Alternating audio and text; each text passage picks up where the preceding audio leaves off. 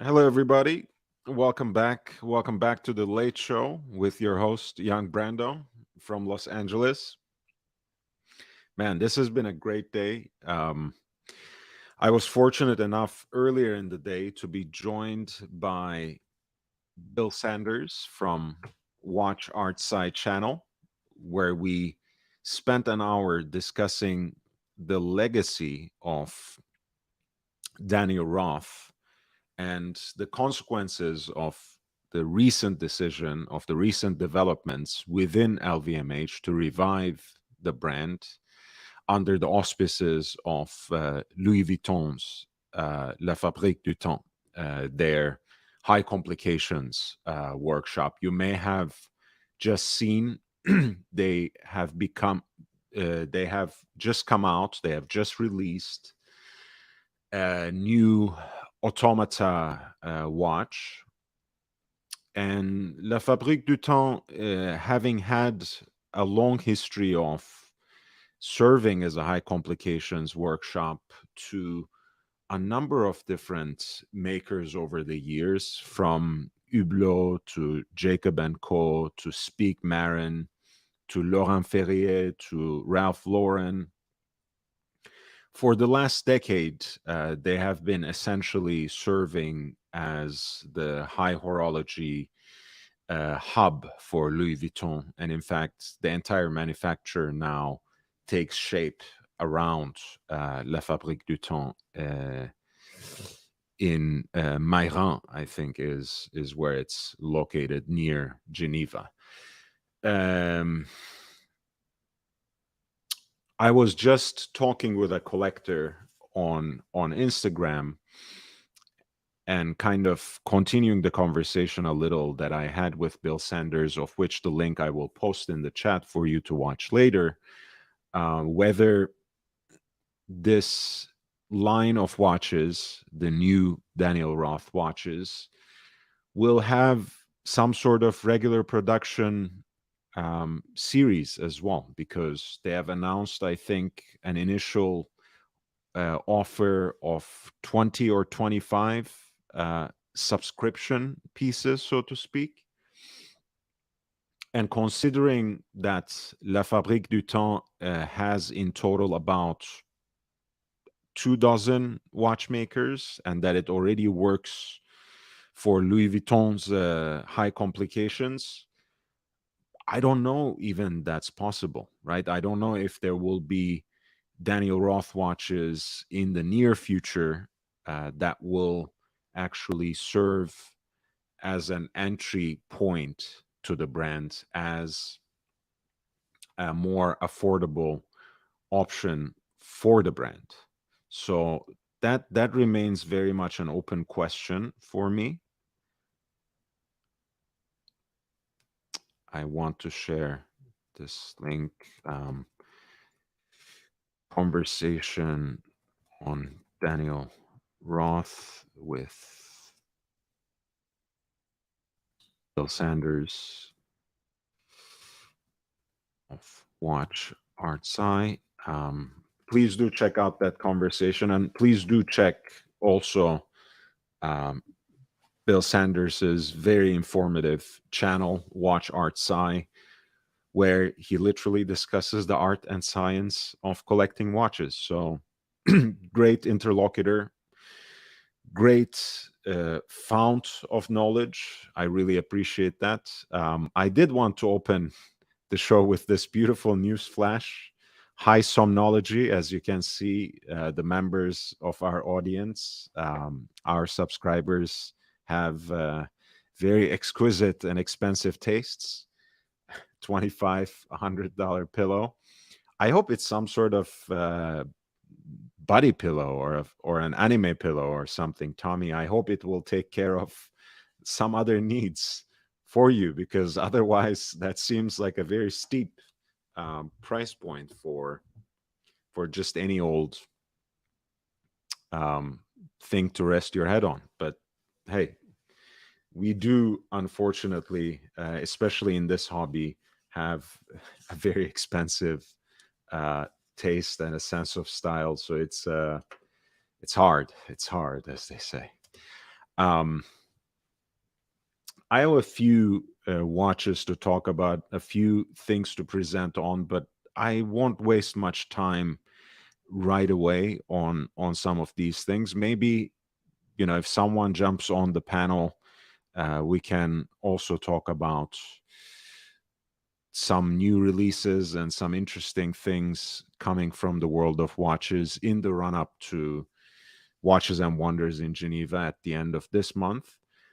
But I will just dive right into Philips Watches Geneva sessions, an online only auction where they have about 50 some lots with a little more than 4 days left on the clock. The bidding has opened 2 days ago already on March 9, and it's going to go on until March 16th. And they have some great assortment of watches. We have already highlighted in the earlier show, in the earlier program, two of those, which are actually Danny Roth pieces, and a very special kind of Danny Roth pieces from that early period of the brand. But before we get into that, there's so much more to see. A lot of new independents, some interesting limited edition watches, which apparently is a highlight of this particular curation. Um, a very nice example of the 116506, the 50th anniversary Rolex Cosmograph Daytona, in its now age 60. Right, Daytona is now 60 years old, and we are waiting for some interesting to arrive out of Biel, and Geneva by the end of the month. And there are some other watches that appeal to all sorts of different tastes. Again, we will be talking about all of them and keeping abreast also of some more news coming out of Geneva by the end of this month and first week of April. We have talked a little bit about this, of course, actually as recently as last night. In the current age of social media, most brands actually don't necessarily wait for the biggest trade fair of the industry to arrive in late March. They don't necessarily wait for that occasion to release their watches. For the most part, in fact, they have they roll out releases throughout the year, sometimes even so discreetly that you wouldn't notice. Other times, excuse me for 1 second.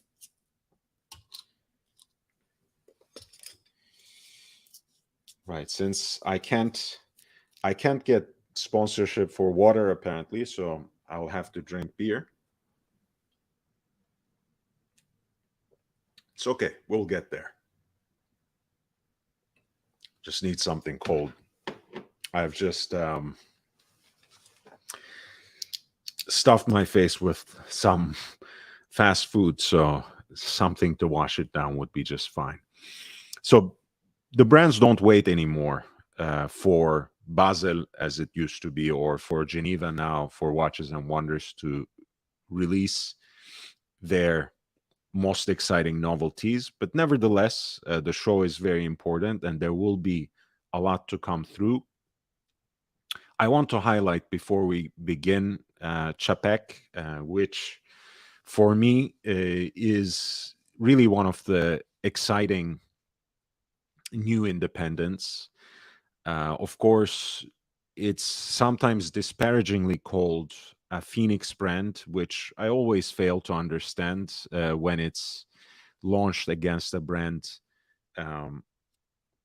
as a criticism, as it were a criticism. For me, it's always best to judge a product by its own virtues and also by its own shortcomings.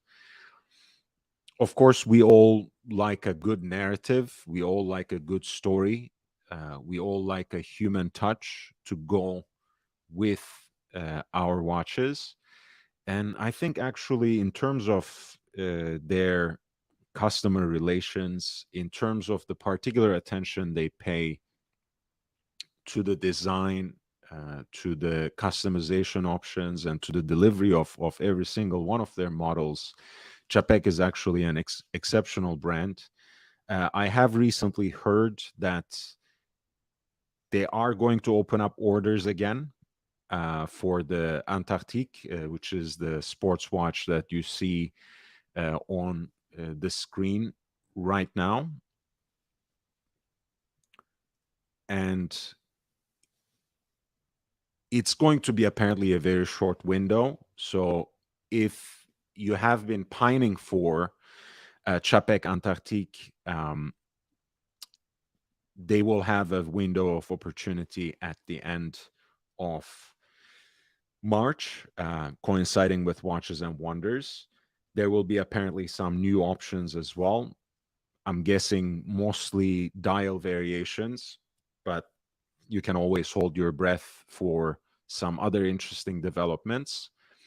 And most importantly, hey, apparently it's just going to be a deposit. So you will have plenty of time to come up with the rest of the money, because it seems that for an order in late March / early April, they're expecting delivery times to be in late 2024.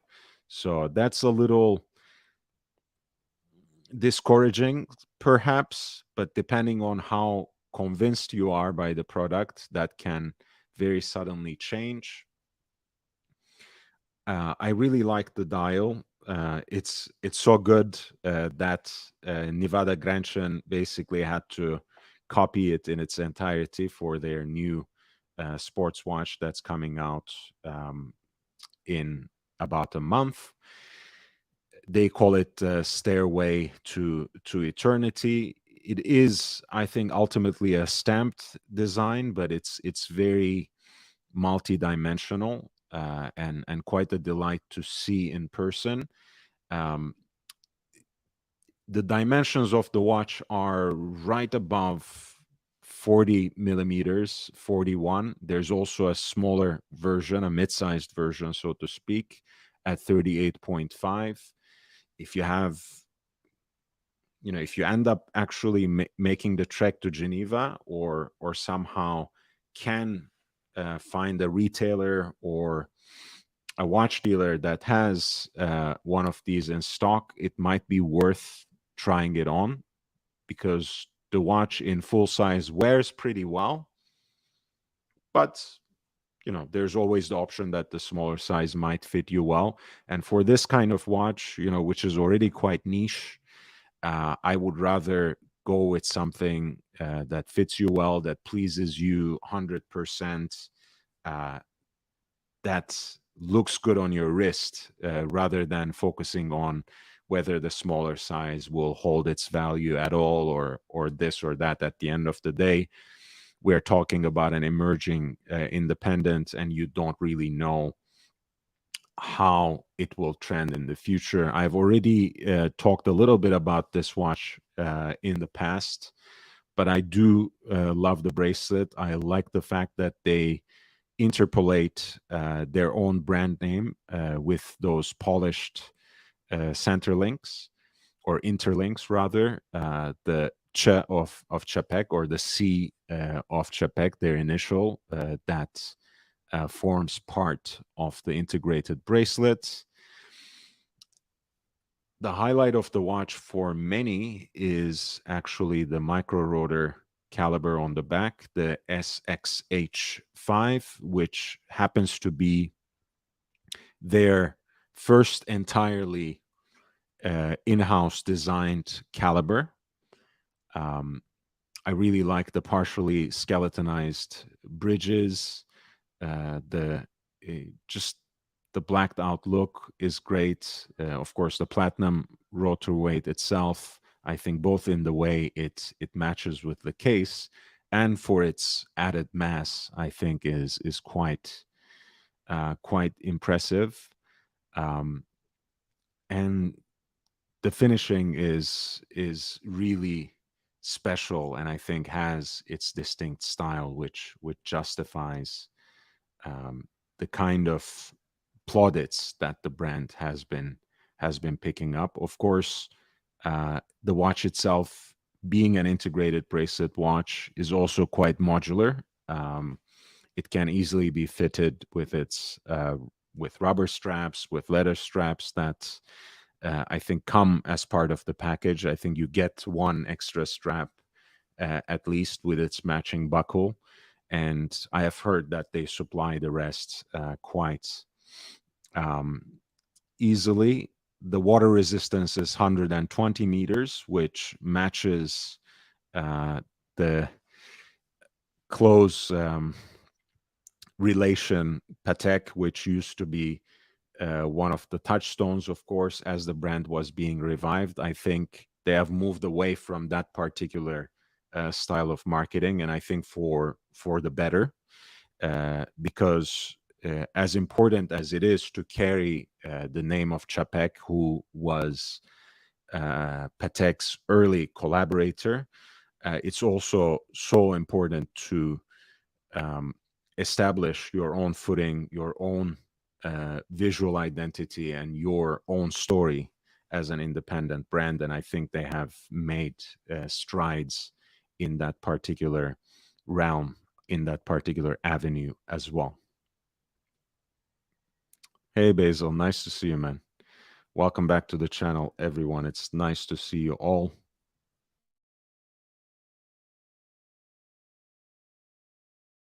Tommy, Full On John, Basil's Bezels, thank you so much for being here.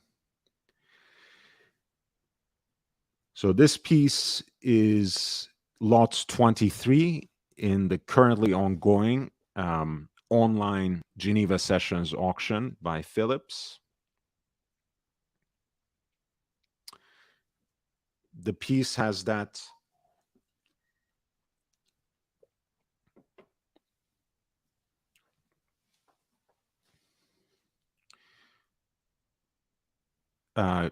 gray dial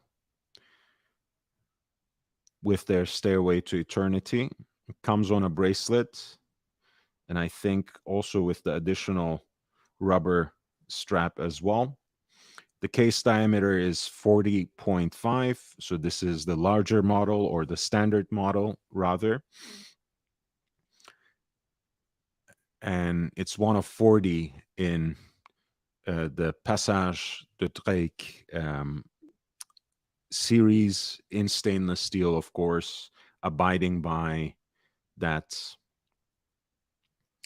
70s Jarajanta design style codes established previously.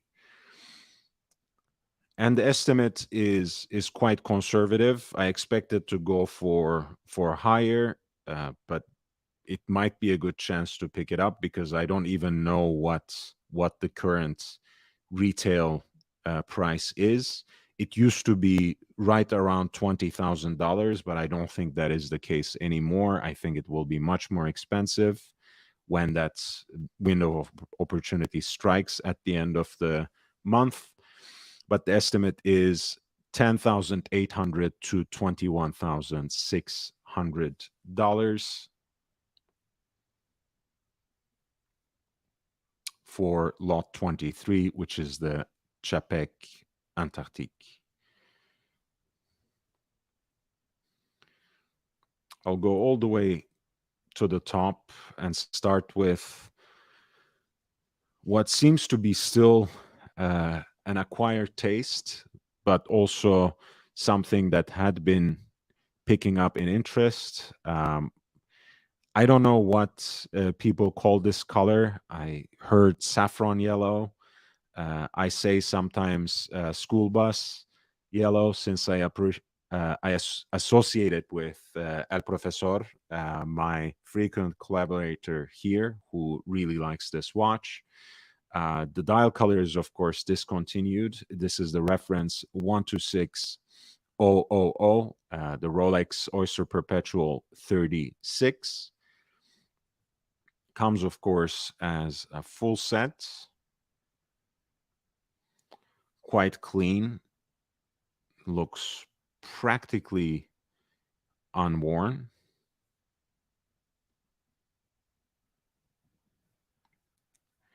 And this example from 2021 in a dial color that's already discontinued at lot 1 has an estimate of 6,500 to 12,900 in US dollars.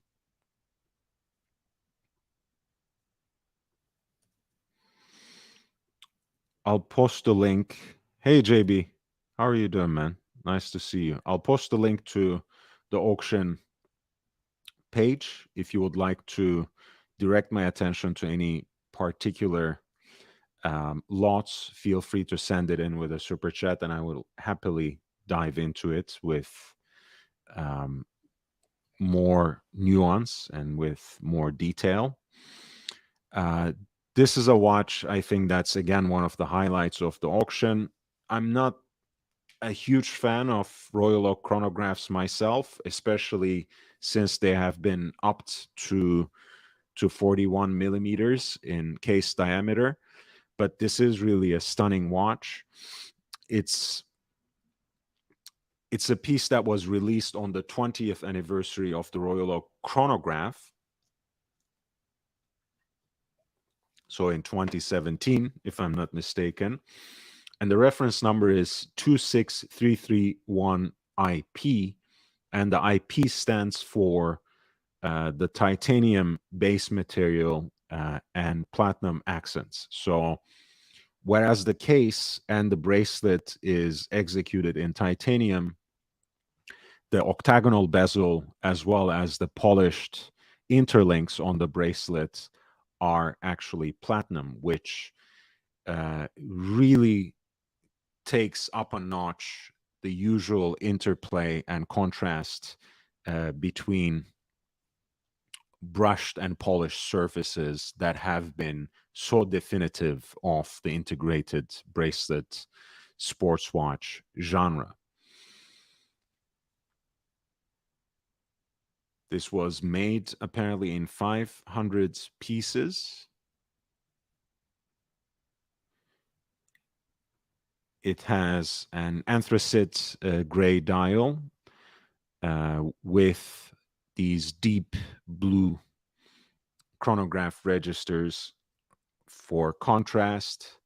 The rings are, in fact, finished a little differently with a brighter shade of blue that plays beautifully with those fifth of a second scales that are on the periphery of the dial. And of course, you have Grand Tapisserie design on the center of the dial itself.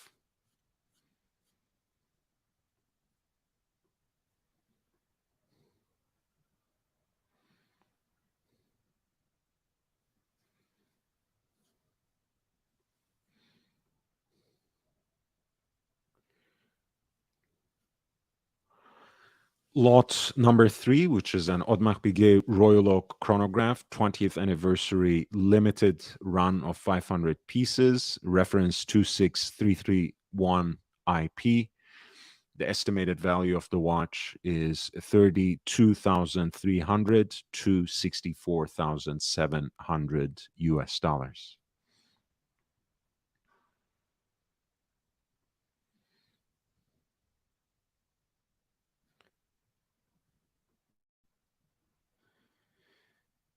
At number 4, we have a Royal Oak Offshore, which is another limited edition of 300 pieces in this case. It's a boutique edition specifically. A steel on a rubber band.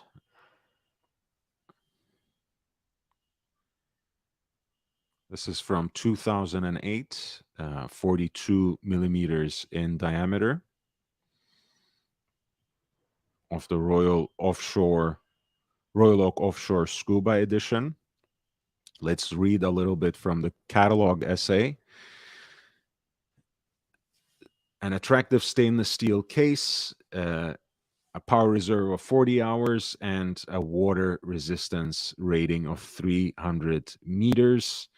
It has, of course, the Mega Tapisserie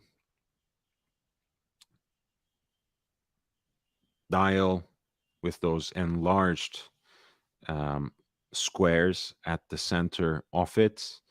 And of course, as is the case with the Royal Oak Offshore diver watches, you have an extra crown at 10 o'clock to control the inner aluminum bezel that's rendered in this case in red.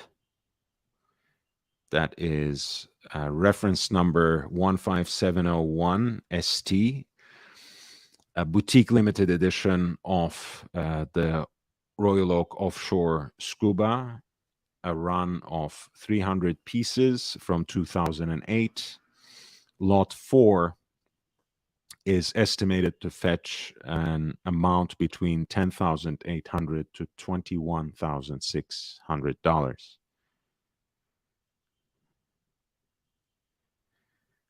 At lot 5, you actually have one of the sleeper selections, so to speak. For me, this is a beautiful piece, one of only 10 in white gold with a matching and beautifully decorated white gold rotor itself.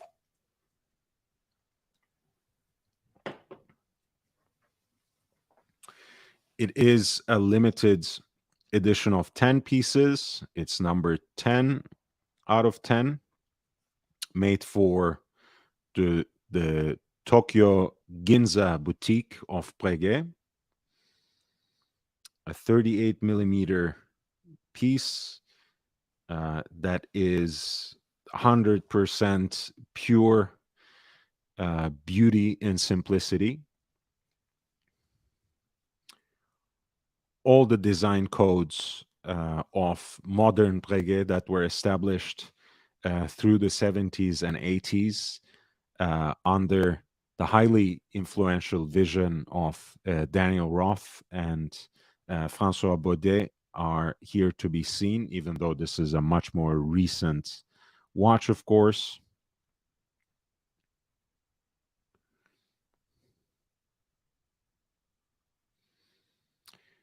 And perhaps the most special thing about this dial is the fact that this watch, I should say, is the fact that it is actually a Grand Feu enamel dial rendered in black, which is one of the hardest colors to achieve by this method.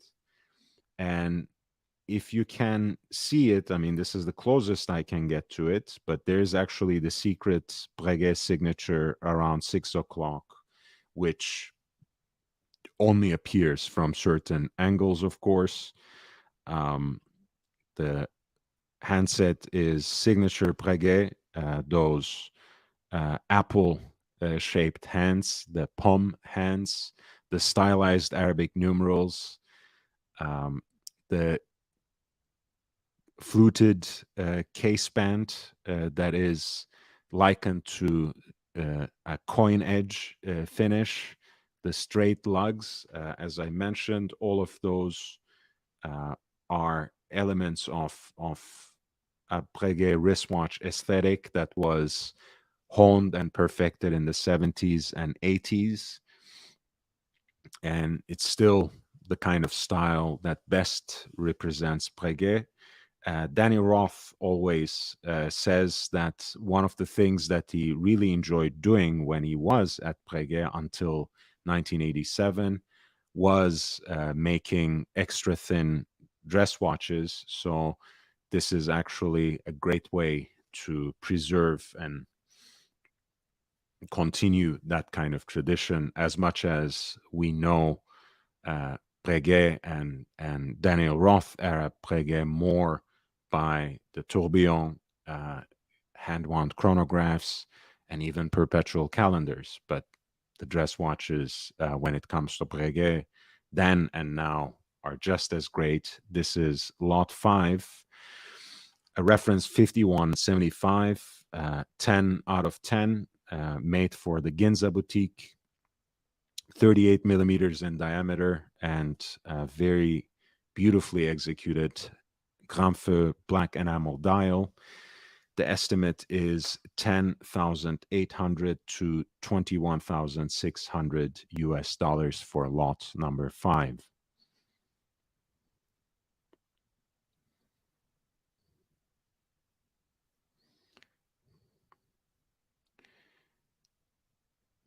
By the way, for whatever reason, it wasn't reflected there, but you can see on the listings page what the current bid is for each one of these pieces. For example, for the Breguet, the current bid stands at 15,000 Swiss francs, which is more than 16,000 in US dollars. Hey, St. Peter, nice to see you, man. Oh my God, I'm so glad that you agree, St. Peter. I think it's one of the most beautiful Breguet watches that I've ever seen. Number 6 has been one of the great hits of the Aquanaut collection for Patek Philippe. 5167 always had its enthusiasts, but I think it took a while for it to really hit. It took perhaps for the Nautilus to become almost unobtainable, for the Aquanaut to finally get its shine within the line of Patek Philippe sports watches. And it also took the 5168G, rendered either in khaki green or, as you can see here, in blue, in a kind of gradient blue. The extra jumbo size of these models that are a smidgen over 42 millimeters rather than 40 millimeters like the 5167 was very popular for people who wanted to get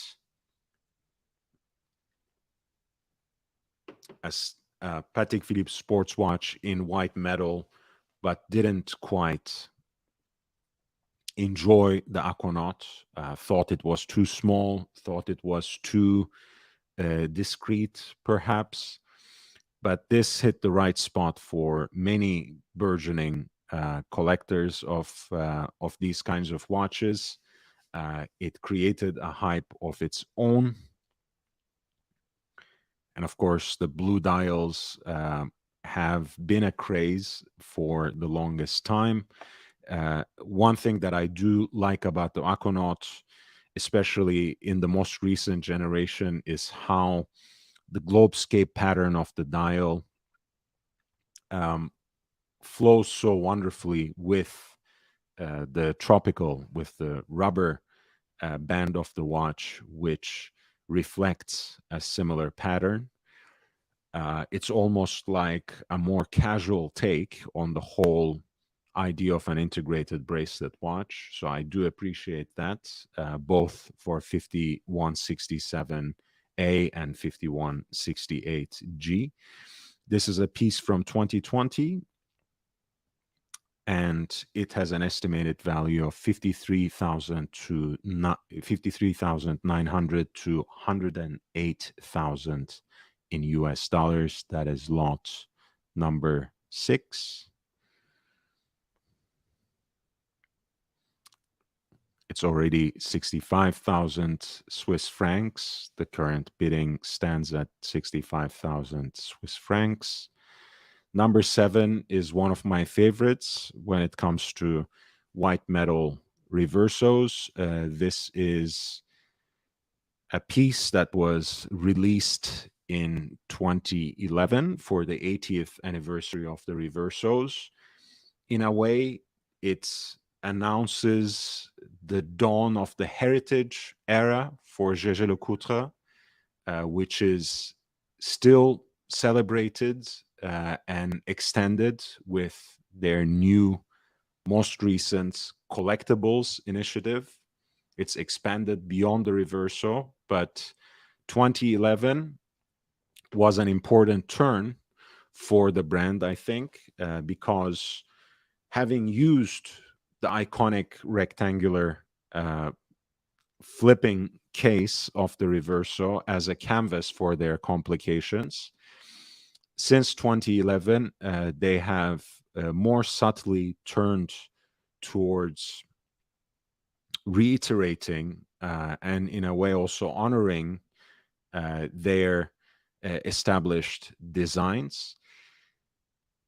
This is a tribute to 1931, rendered in 18 karat white gold with an ultra thin caliber that is also quite a signature for Jaeger-LeCoultre's heritage as a manufacturer of watch movements.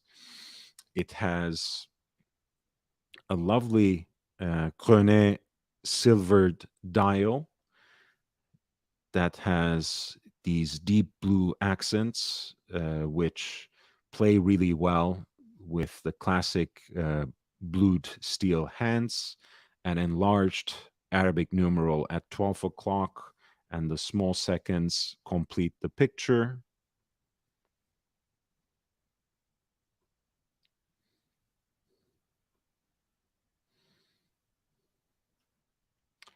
This white gold ultra thin Reverso, which of course comes in that Grand Taille case, which is 27 by 46 millimeters, has at lot 7 an estimate of 8,600 to 15,100, and currently it has failed to attract any bids. It remains to be seen how it will sell.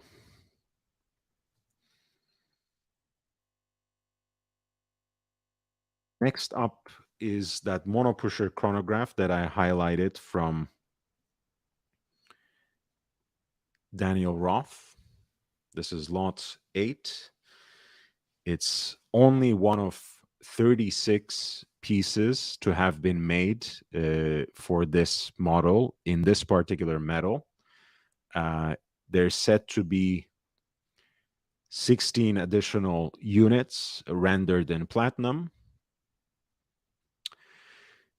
This is a monopusher hand-wound chronograph that is built on Lemania 15 CHT caliber or 2220.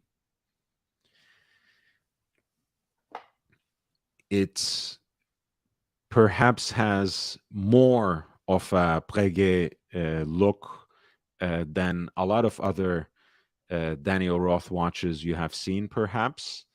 A lot of times, the pinstripe guilloche or the Gaudron guilloche decoration is perhaps an identifying mark, is a birthmark of a Daniel Roth watch, almost as much as the double ellipse, the Ellipso Curvex case. More rarely, some models have also been rendered with the classic hobnail hand guilloche decoration, which is the case here, also known as Claude Paris. It's a 2-register chronograph, of course, where the heat-blued hands shine against that silver dial. Its color achieved by the galvanization of a gold blank. And of course, the hour track is laid on ring that's treated by a method that is called today Breguet frosting. 18 karat yellow gold. Of course, an exhibition case back that gives us a nice look onto that column wheel piece.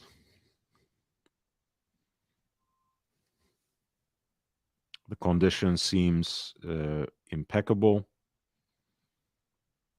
A very elegant and rare watch from roughly around 1990.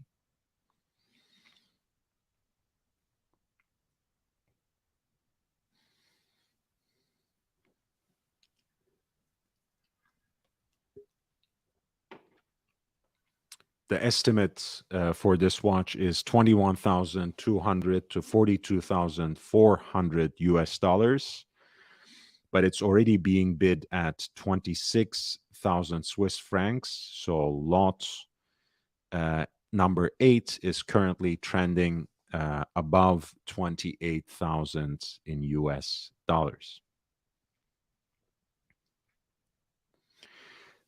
Number 9 is something that my friend St. Peter would appreciate in the audience. I know he likes the current production model, namely the 5235R. This is 5235G. It is the regulator dial iteration of one of Patek's signature complications, the annual calendar. The dial has its own sense of peculiar balance that it takes after the regulator clocks of a bygone era, where these clocks, by putting at the focal point the minute hand, had served as the primary point of reference in many watch manufacturers as well as repair workshops, to say nothing of railway stations, where this sense of precision and accuracy was literally a matter of life or death. In this case, as you can see, you have the minute hand as the focal point of this beautiful watch that is executed in 18 karat white gold with a brushed, with a grain brushed silver dial and its blue accents. You have running seconds at 6 o'clock and the hour hand at the subdial for the hours at 12 o'clock. Of course, around 10 o'clock, you have the day of the week, and 2 o'clock, you have the opening for the month indicator. The date is in a separate window, in a separate opening, shown through a separate opening at 6 o'clock.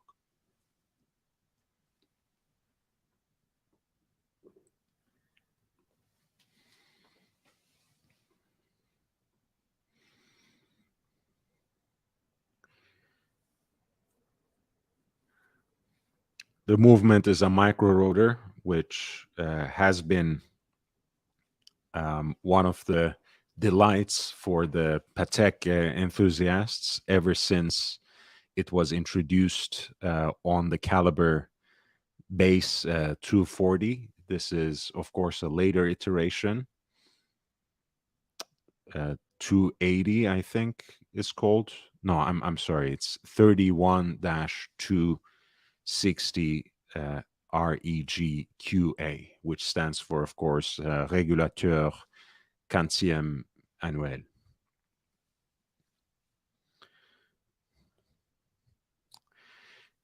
This piece is kind of like a connoisseur's choice when it comes to the current range of Patek.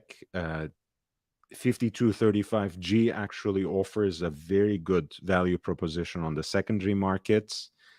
I wouldn't necessarily go after something like this on an auction online or in person, because you can find plenty of examples and at a quite attractive price point on the secondary market yourself. Even for the 5235R, I can pretty much say the same thing, but that as being the shiny ear and newer object carries a little bit more of a premium. Lot number 9 is from year 2014, has an estimated value of 21,600 to 43,300 in US dollars. It is, however, currently being bid at 32,000, which is almost 35,000 US dollars. That is lot 9.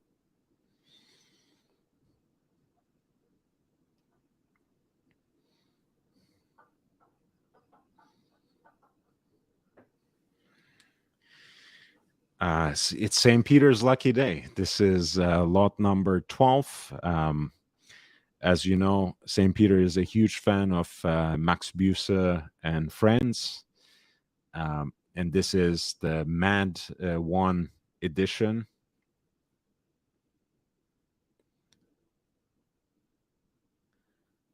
Which doubles up as a kind of fidget spinner as well, with that quirky and edgy rotor that is foregrounded in the watch.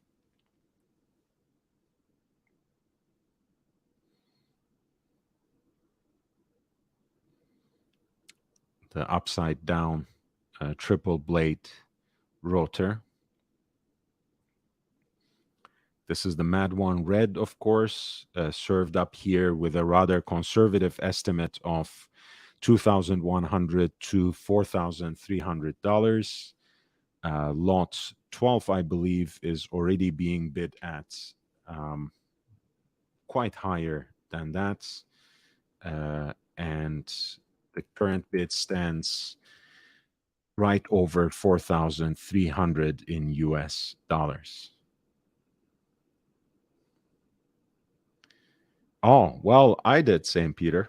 I can hold on to it for you if you wouldn't want to take my place. If I get it, I'll just buy it and save it for you whenever you are ready. Because again, as much as I have respect for Max Büsse, it's not really my style of watch, and I mostly entered, so I could pass it on to you if I were lucky enough to win it, and we will see where that goes.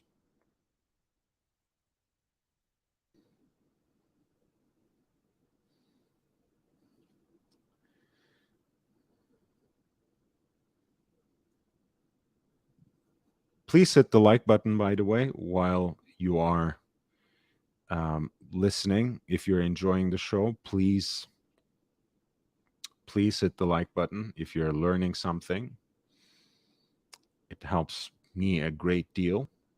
Gives me just a little bit more exposure. I'll go to lot 15. This, honestly, this particular reference, not necessarily in this configuration, but in this configuration especially, is probably my favorite current production model by Rolex. Certainly belongs to my top 3 within the brand. As you guys know, I am a Rolex fanboy, but my interests skew very heavily towards vintage and neo-vintage in Rolex. But once every so often, there is a piece, there is a model in the current production line that I really adore. And this piece has been that ever since it was released in 2013. It took a little while for it to gain a certain kind of appreciation. 2013 was an interesting time. At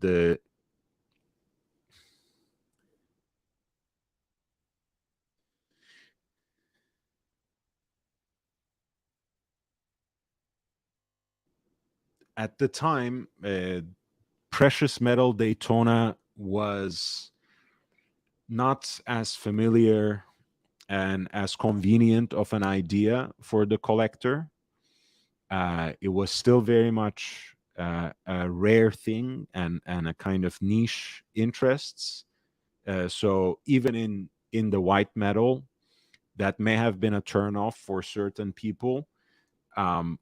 Once again, the maroon / dark brown color of the ceramic bezel was not initially well received. The ice blue dial is, of course, platinum exclusive for Rolex, and I think it is an important highlight here. And quite frankly, I've always enjoyed the baguette indices, baguette diamond indices, when they replace the luminous material on the dial like this. I really like this. I really like this watch. I think it's really one of the most beautiful looking watches, especially in this configuration. The precious metal Daytonas are a little bit more substantial, I should say, than stainless steel watches. They're also a little larger.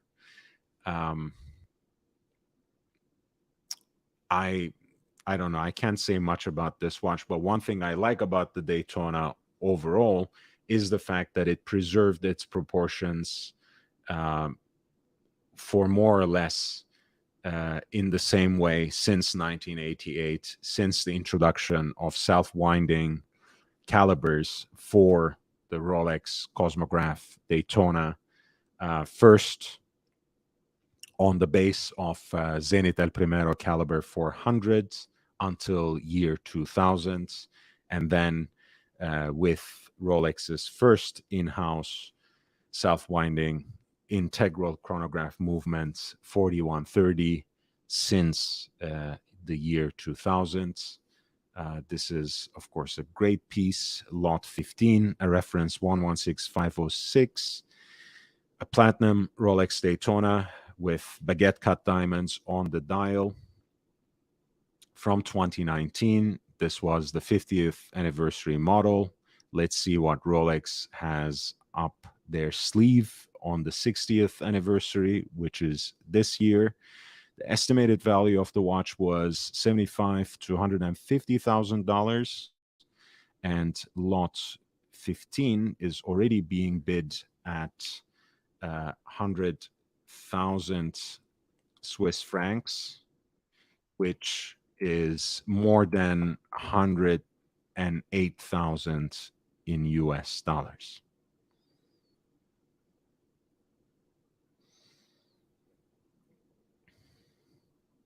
Ali Reza, thank you. More beer. Okay, I'll drink another bottle after this. Ali, how are you doing? It's an expensive bottle for, well, I guess after YouTube takes its cut, it's only like $7 you get. I'm Well, not I bad, man. mean, How you doing? this is the second, and I will have the third. So yeah. Basically, it paid for the three.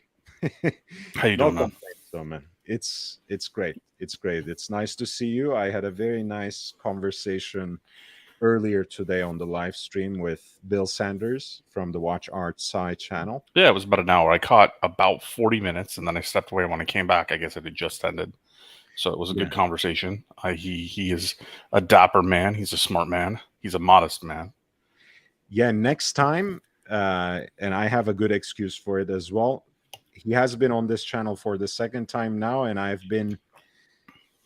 have to get a nice cap for myself. You know, I have to match him on the headgear department too.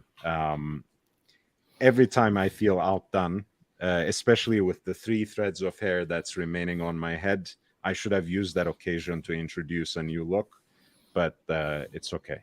Yeah, so this doesn't fit any hat at all. Actually, I go to I love the Red Sox, right? And I've always loved the Okay. Red Sox. So when I'm up at Fenway, I always go to the Fenway stores, and they've got, a million hats. They got a million sizes, and I'm like, you got 8, which is tight for me, 8.5, 8.25, and they just laugh at me. And if I get like a smoker's cap, or what the Boston Scally caps, it Right. just looks ridiculous. I wish I could wear a hat, especially in the Florida sun. Sometimes I'm just dying to wear a hat. My head is too. Hey, Jake Brooks, St. Peter. Yeah, my head's just too big for hats, man. So once again, I show up. You're doing an auction review, which I appreciate. There's a lot of watches I learned something about, but not a damn watch I can buy. Yeah. I mean, are we talking about price points or the models? Because some of these models elsewhere you can find for much cheaper than Oh yeah, that. no, it's just mostly the models. I mean, it seems like most of the watches that go for auction just don't actually. They interest me from a horological perspective, but they just don't interest me from a, I'd wear them perspective. Yeah, look, Ali Reza, I was talking about this actually throughout last year. The trend has been in auctions increasingly, and this is especially the case with Phillips. And I'm not saying this as a diss because I actually do love Phillips, but the balance has shifted very significantly towards hype watches, towards unobtainables by established brands, and towards very aspirational and very scarce new independents. Auctions used to be about mostly vintage pieces, some usual suspects from the current market, but mostly about the collectibles. Nowadays, it has become skewed around hype pieces for the most part. And who can blame them? I mean, this is a business, right? They're there to please their consigners and make money. So I can't Yeah, I blame. don't blame them for sure. It's just that they're just uninteresting to me. I rarely see a watch that I really I would want to put on my wrist, or I really want to know anything about in these auctions. But Phillips has run, the thing they do really well is their coverage of their auctions and the information they post. And when they had, video of their auctions are excellent. So I don't fault them for it. The auctions just don't interest me as much as I think they used to, like about 7 years ago. Right? It's been a while now since the auctions have interested me. That's a very different time for sure. I mean, it's things have changed tremendously in the last 7 years, and not always for the better. As much as I love what I'm doing now and what I'm building here, um, I do sometimes find myself gripped in nostalgia and missing some of the deals that I missed on the on those days. But it's okay. No, yeah, I mean, there's definitely, especially the COVID era, escalation of online content, live content. I mean, none of us would have met each other, right, without that, right? So, but it's changed the dynamic of everything, and everybody's trying to everybody's trying to impress everybody else. It's definitely changed the number of watches, or the types of watches, not number, that come to market, availability and everything. And I don't know when it will fade. I mean, I shouldn't complain. I enjoy the hell out of it. I mean, JJ and Cap, especially those two, I wouldn't have met them any other way. And I consider them close friends, as close as quote unquote internet friends can be, right? They're just, you know, they're they've been great to me. So in any case, I joined you to learn and maybe throw in the occasional comment. I don't want to derail you any further. Oh, not at all. Not at all. We were just looking at these Geneva sessions, which is an online only auction that has a little more than 4 days to go by now. Lot 16 is 39 millimeter white gold Royal Oak chronograph. I kind of am partial towards this design, although I'm not a huge fan of Royal Oak chronographs by and large. I like the balanced view of those three registers of equal size. Even the placement of the date window I consider a little better. I understand that this is the much maligned Frederick Piguet 1185 caliber base, Does it which say if this one has been serviced? They've because they were modifying the movements for the Frederick Piguet movements for a while when you sent them in for service. I'm oh yeah, I curious. mean it's the AP 2385 in either case, and I'm sure it has some recent service. Let me see if it's notified here. Preserved in excellent overall condition with full set of accessories. It doesn't say anything actually in the from the 2007 to 2013 era when they used the square indices, right, to accentuate the tapisserie dial. I really liked that era of design for the Chrono Royal Oaks, but I don't like the Chrono Royal Oaks in general, just like you. Same here. But yeah, that's a nice detail. I'm glad it has some appreciation. I also like, of course, the thinner hands and everything. I mean, to me, this was, for my taste, a better era. But who cares? Oh, it's still better today. I mean, I think one of the things AP misses out on, I've said it before, is they have a library of wonderfully elegant designs that are better than their designs that they put out today in large part, right? And they don't take advantage of that. Yeah. So this lot 16, which is reference 26022 BC in white gold on a leather strap, as Big Peach put it, on a cheap and nasty leather strap. The estimated value was 21,600 to 43,100, but it is being bid at 20,000 Swiss francs already, which is almost 22,000 in US dollars. We have a much humbler watch at lot 18. This is the last of no-date Submariners in the pre-ceramic era, the 14060M, designating the revised caliber. This is a 4-liner. I'm a huge fan, as you guys might know, of 2-liner quote-unquote no-date subs. I think they have just the perfect balance and the appropriate amount of minimalism when it comes to design. But these will do in a pinch. It comes, of course, as a full set with its warranty card, as well as tags and presentation box, the promotional material, and whatever else goes with it. The estimate is 6,500 to 12,900 in US dollars. I honestly think that Rolex should take the whole sub line, make them all no date, and all the various variations. Ooh. And also release a titanium sub.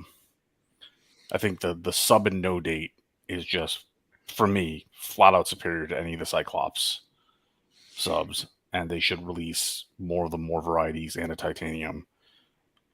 I'm similarly biased, but I would, looking from a broader perspective, I would most certainly say that they should have finally precious metal Submariners without the date. I think that could be an interesting way to honor the anniversary. Maybe, hopefully not in 5 years' time, hopefully already now, but maybe they will wait until the 75th for that. But I think it's about time they introduce some anniversary models without the date, honoring the original sub, which didn't gain that date window until much later. And I don't know which line is gonna get titanium next. I feel like they would start with perhaps transforming the entire Sea Dweller lineup, and maybe the Yachtmaster, since we already had on the wrist of Sir Ben Ainsley a titanium one in the Yachtmaster 42 edition. I just, Ali, the reason I don't think it's going to happen with the Submariner, I'm talking about the titanium now, is because they just came out with the Tudor Pelagos 39. And I feel like that's too close, too much of an overlap between the two sister brands. Big Meech, and it looks like full on John also agrees. I tend to not agree with that assessment simply because I think that the lines have so much overlap right now. Like, I don't think Rolex really cares about that overlap as much as maybe we care about it. But I mean, the precious metals are long overdue. Titanium to the Dweller, even titanium to the Milgauss might be like an interesting variant. But the precious metals are hugely overdue at this point, and the no date precious metals are hugely overdue at this point.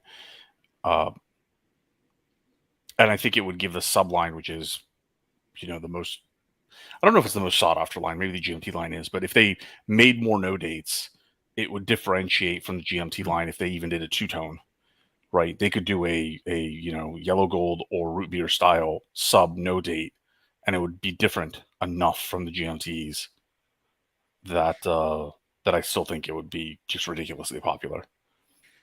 I have some insider information when it comes to that competition. The Daytona, both in demand, the Daytona and the GMT Master have eclipsed the sub, but in numbers, the sub still sells more than the GMT Master, and probably from the Daytona as well, because as you know, even if Rolex keeps increasing little by little their production, the proportion of different models, I think remains pretty much the same. So the sub is still popular, but perhaps not as iconic and not as much of an automatic option as it once was. I think in pre-ceramic era, by far the sub was ahead of the GMT Master. Nowadays, the demand for the GMT Master is more apparently than the sub. Well, but I think the demand for the GMT Master, because it's aesthetically more interesting. I actually don't think most people care about the third hand. The fourth hand. The Daytona is different. I mean, there is that is. I never think about the Daytona simply because the Daytona is too small for me. But I think the GMT Master is just more aesthetically pleasing because they provide more variations to the dials and the metal configurations than they do on the sub. I don't know, man. I mean, I'm not a huge fan of Rolex in the first place, so I look at it purely from the standpoint of what I know people want to acquire and what they'd like to see. Most of my close friends prefer the no date sub over the date sub, and most of them want to see more precious metal options. Yeah, look, I mean, it's I could say the same thing about 50 Fathoms. I would rather have one without the date and maybe at most 42 millimeters. But sometimes, brands don't really care much about the enthusiast's perspective. The date window has been a sticking point in many conversations. I think overall the market demands it, so they respond to that. I don't see them eliminating date windows from Submariners altogether, especially with Tudor's astounding success over the years with Black Bay 58 and more recently with Pelagos 39. But I think eventually we will have a titanium Submariner. I don't think that's going to be soon, but that's just a guess. It's really pure speculation. Yeah. You said something, and this just occurred to me. I'm thinking about it like really hard right now. I have never seen a Blancpain in the wild. Never, not once. I think I've seen Jacob and Co's. I've seen everything else in the wild. I've never seen a Blancpain in the wild. That's fascinating. I mean, I have to say, I see it very rarely as well. But whenever I see, maybe it was a handful of times, it's mostly the 50 fathoms. Yeah. I mean, that's what I would expect. They advertise it heavily in like Monocle and elsewhere, but I've never seen one in the wild. Sometimes I see the Vieret, the classic dress watch range, usually in some sort of complicated form, usually from an earlier era, and that would be a collector, not just a random person.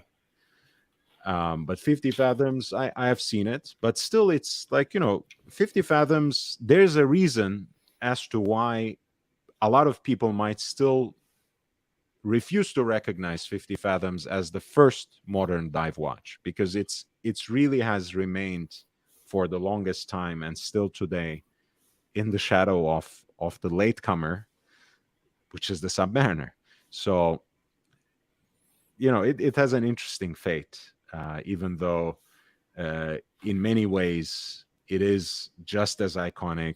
It's perhaps more historically important, and I think it's also a very good piece of design overall. Every wrist shot I've seen or picture, they're beautiful. Just never seen one in the wild. I'm seriously racking my brain over it. Like, that kind of shocks me when I think about it.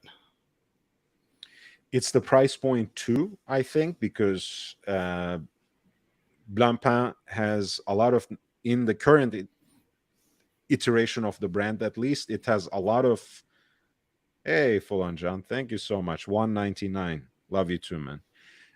It has a lot of weight on the sports watches, like the 50 fathoms, the Bathyscaphe, the Air Command. But some of those Air Commands look nice at high horology prices, right? So there is a kind of disconnect in the presentation of the brand. It kind of continues the Jean-Claude Biver, Frédéric Piguet revival of the brand, which was very much around this idea: we never made a quartz watch, and we never will.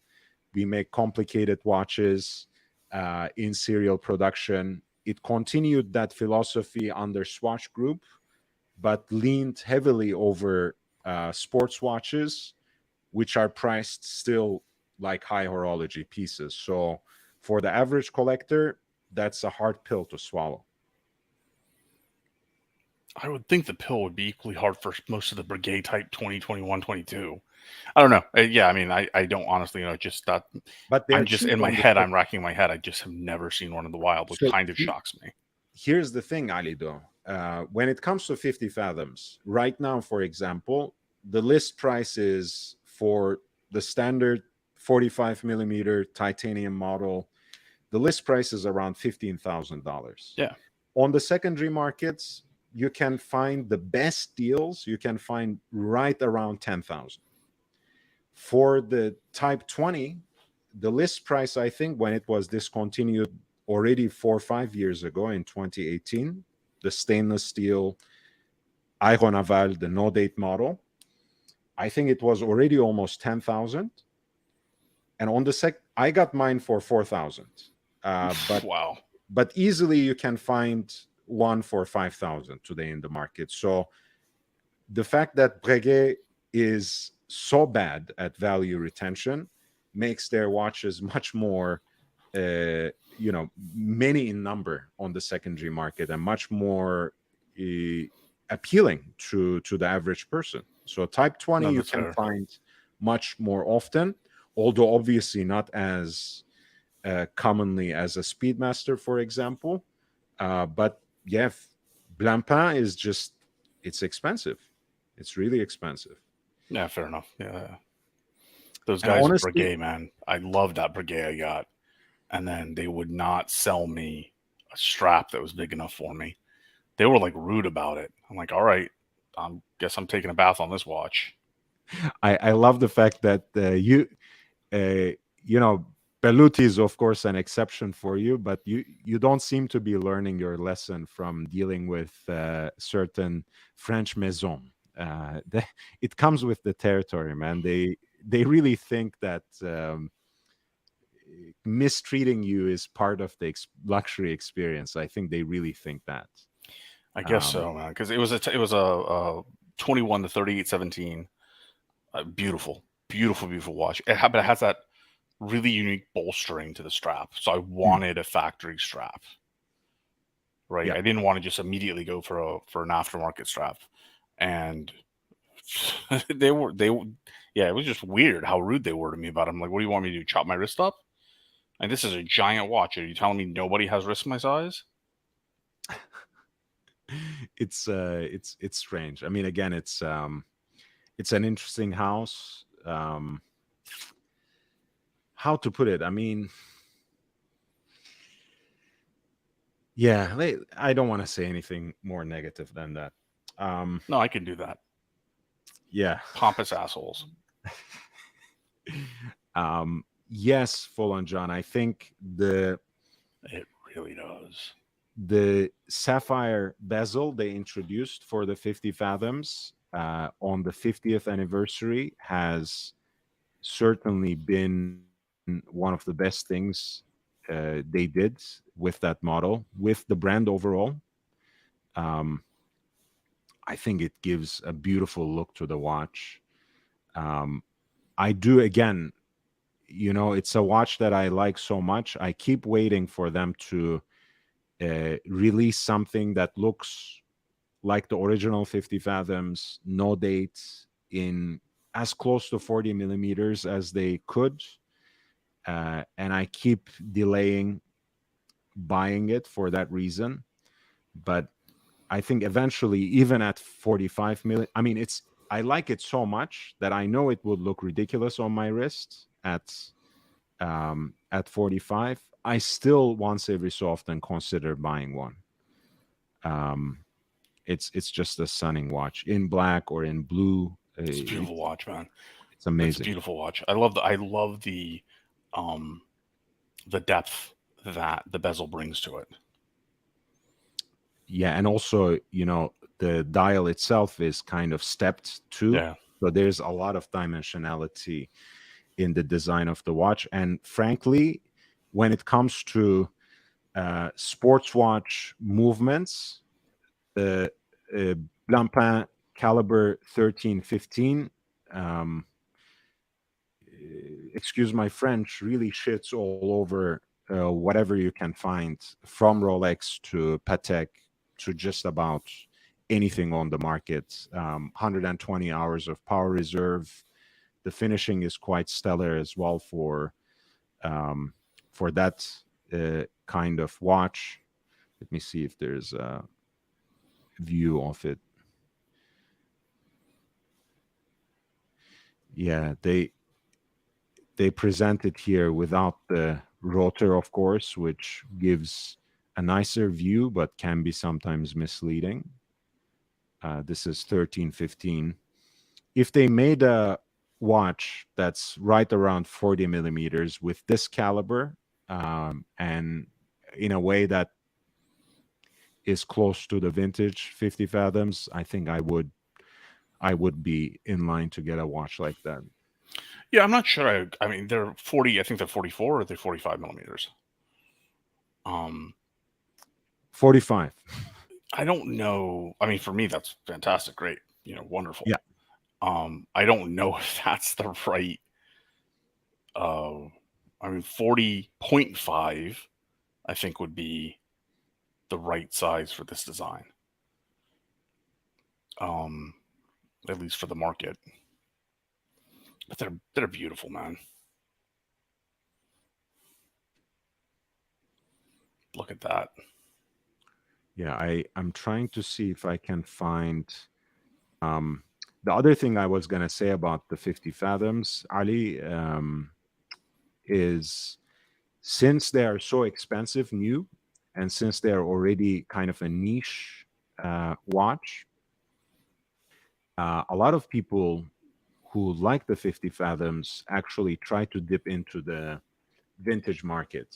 And of course, the radium dials are a hazard to begin with.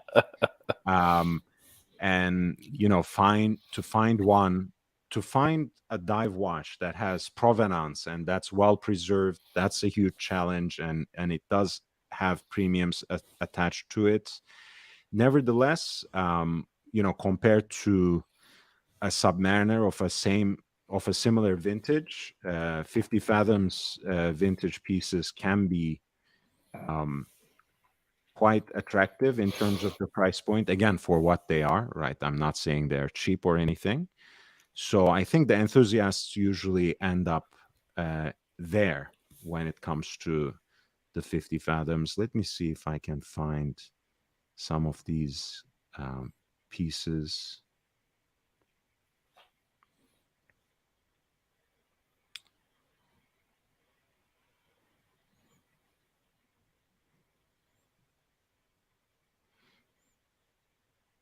Like, I mean, look at this piece. It's not necessarily well preserved, but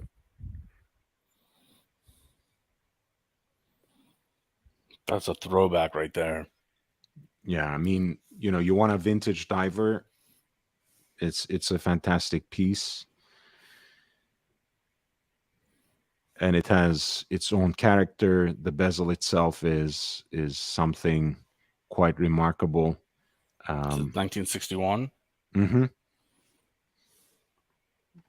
And of course, I mean, it's $35,000, still a lot of money, but you find something like this in a good condition, you are, of course, prepared to pay something quite substantive for it. But hey, the new one is almost 20,000 out of the door to begin with. So let's say you why not? find.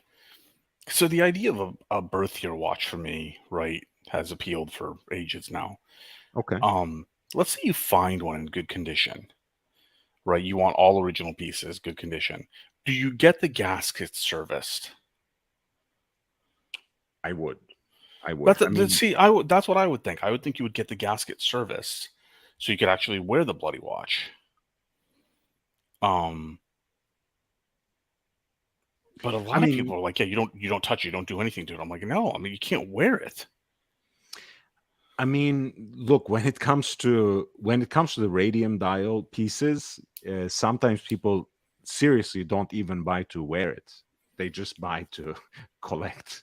It's an interesting approach, of course, and not something that I would countenance, but this is serious. I mean, it's not also just any other radium dial, right? Since it's a diver watch and it has the same kind of luminous material in the bezel too, it can have a pretty high reading. But even though I wouldn't take it to the water, if I'm gonna wear it on a daily or even weekly basis, I would want it to be sealed nicely. I understand that some people are pickier than I am, but when it comes to gaskets and even the crystal, I would rather have a well-sealed watch than it's like your Sunday driving car. It's like you don't not maintain your Sunday driving car, right? Even if you're going to take the watch out for a spin once a week, I want it to be nicely sealed. Yeah, absolutely. I mean, that's for me that's important. Again, of course, if you get one in original condition, save the original crystal. But if it has a crack, I would rather have it replaced with something that's possibly period correct, if not at least visually authentic, something to make it usable and wearable on a day-to-day basis.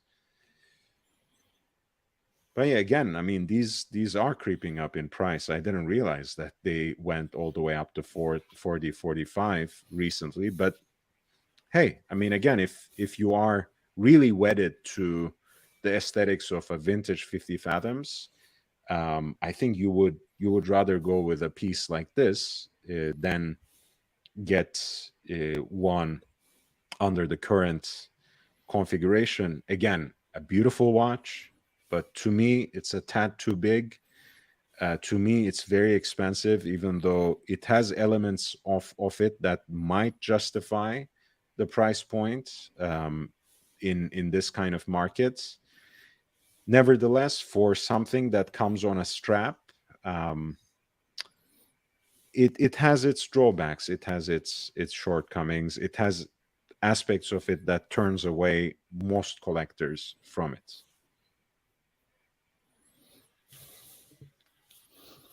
It's so damn pretty, though.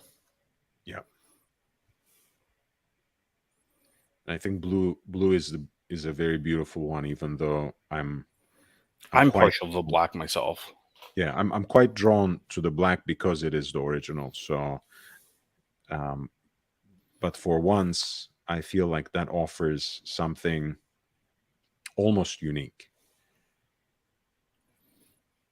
You know, more than just being a dial variant. Yeah. Straight sex. This is just gorgeous. I mean, 18,300. Yeah, well, I could survive on ramen noodles for a few months. I mean, honestly, I can survive on full fast for a lot, you know, a lot of days on end, but still not sure if I also think, and I don't know, I haven't asked, but I know that every time I ask, like if I ask about a Breguet, I can get it from the AD with a fairly substantial discount. I suspect Blanc Blanc has to be the same. Probably, yeah. Yeah. This is a cool one as well. Yeah, I do like the two-tone, or I guess it's not two-tone, the gold. The pink gold, yeah. Yeah, I do like it. I'm a huge fan of rose gold, man. I do not like yellow gold at all. I just don't like yellow gold at all. Are you sure you are Persian? Yes, I am Persian, exactly. You're not wrong.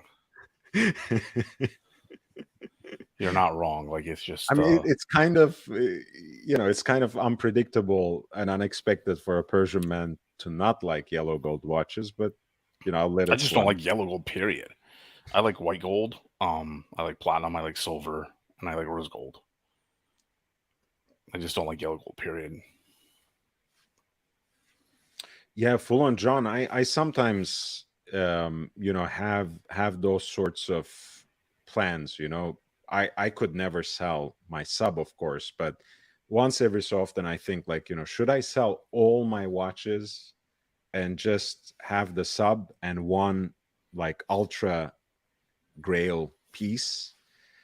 Sometimes I entertain that as a thought experiment, but then I realize that I'm much more deranged and beyond really, yeah, beyond correction at that point. I mean, it's I'm a hopeless case. No, I would do it. I mean, I'm getting close to that point at this point. I would do it. 3 and a G. Yeah, right? Exactly. I'm like close to that at this point.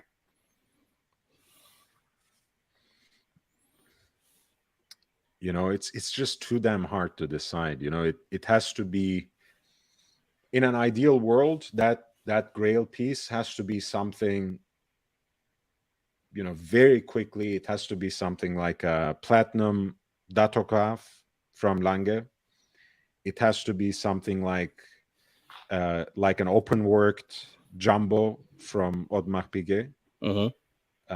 It has to be something like a double red Sea Dweller, you know, vintage Rolex.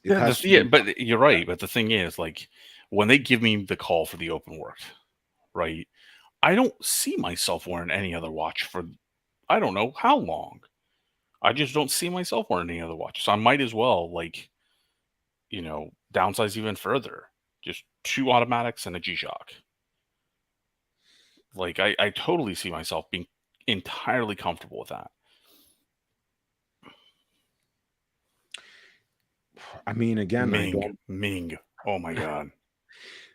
All right, we'll get there, but this is lot number 2. Speaking of A. Lange und Söhne, this is reference 233026.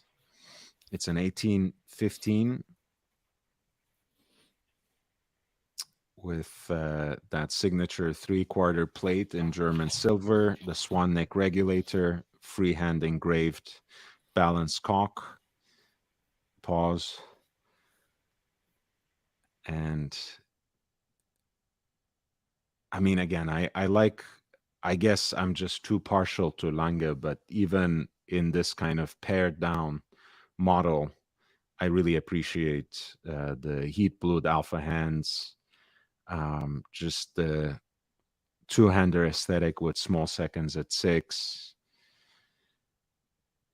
I'm more of a Lange 1 person, but the 1815 is a great line as well. The Arabic numerals are just beautiful.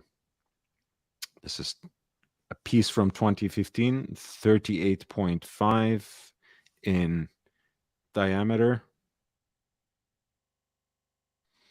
I think it's like right under 11 millimeters in thickness. It's, of course, a hand-wound piece in white gold.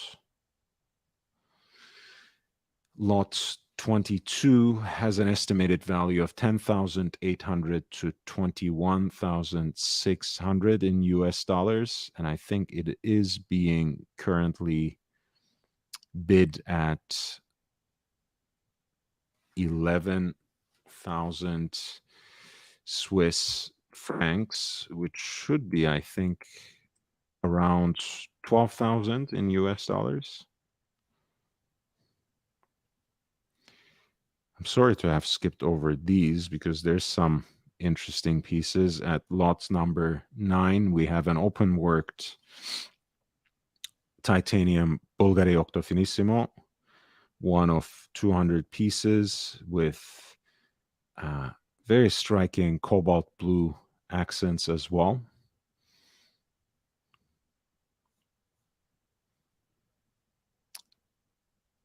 That's a power reserve at 9 o'clock roughly, and the off-center seconds dial is also preserved.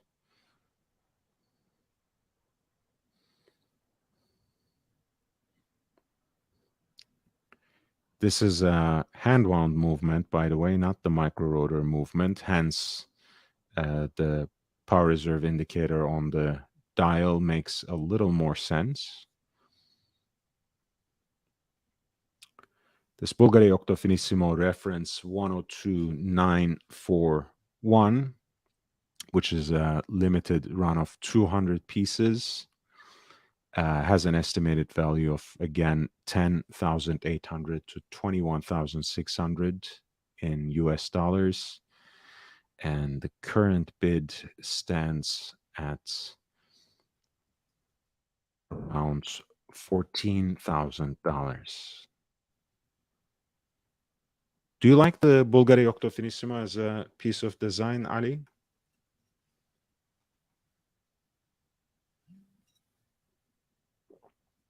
Did I miss you?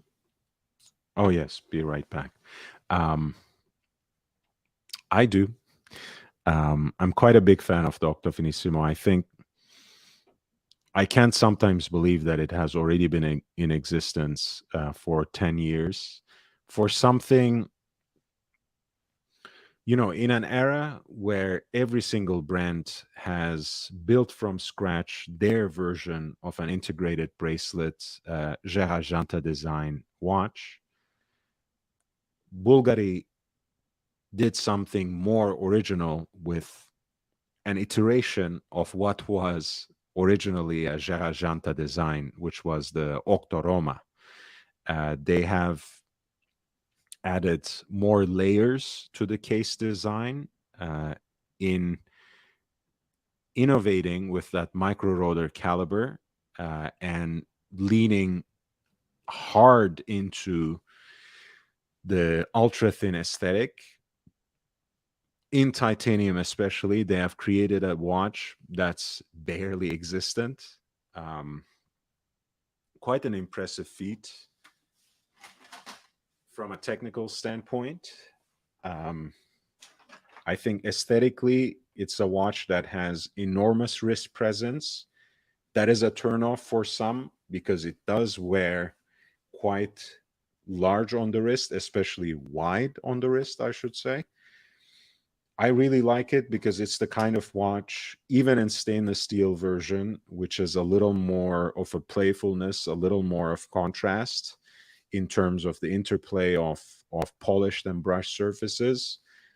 It is the kind of watch that it almost disappears on your wrist, but it's always visible in a way. I'm a huge fan of the design, especially since it offers something new. Again, we were just talking about the Chapek Antarctique. It's a great looking watch, but it can always be blamed for looking too much like the Nautilus. We look at a lot of watches from Gérard Perregaux Laureato to the Zenith Defy Extreme to the new Nevada Grantian F77 that's coming out, many, many, many more. And they all look like iterations of the Royal Oak and not really their own thing.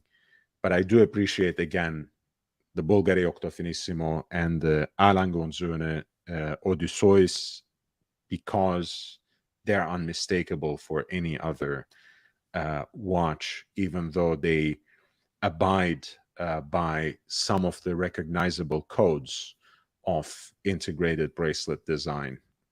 So that's something that I appreciate.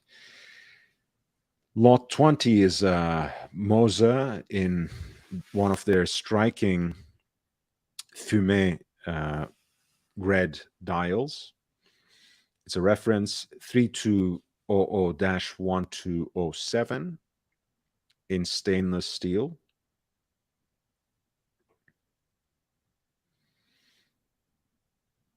This is a very large watch, by the way. It's a 43 millimeter almost.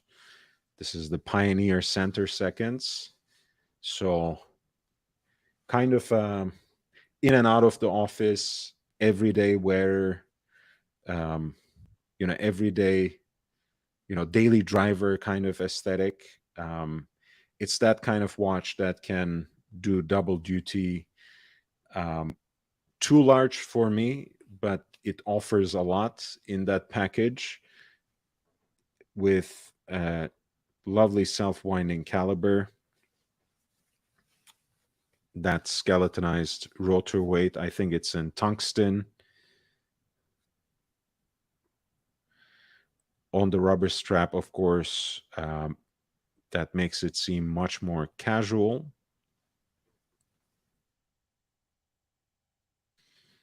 I think the HMC 200 has a power reserve of 72 hours, which has by now become the industry standard, so to speak.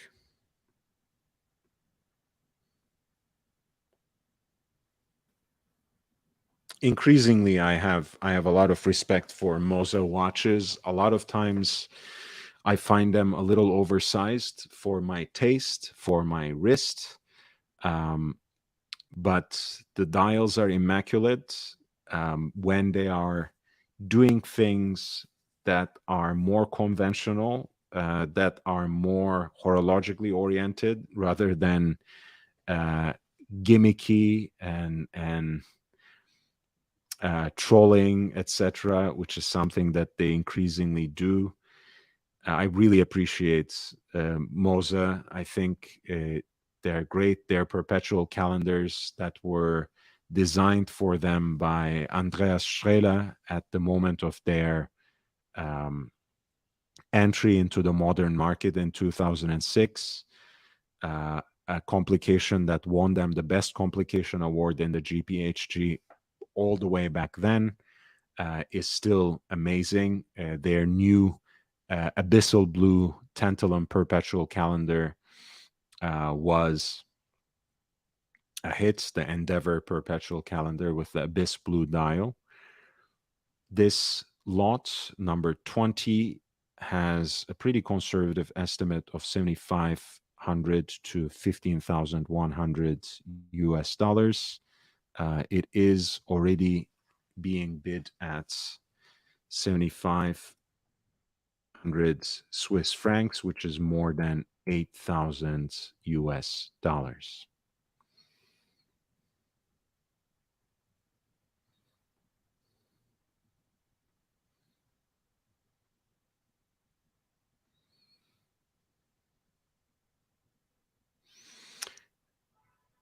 Davi, if you have seen Langes from a bygone time, the beautiful thing about German silver is the way it takes on the patina. And since you have that 3/4 plate for the movements, which sometimes catches flack from people because they tend to think that Lange has something to hide underneath that plate.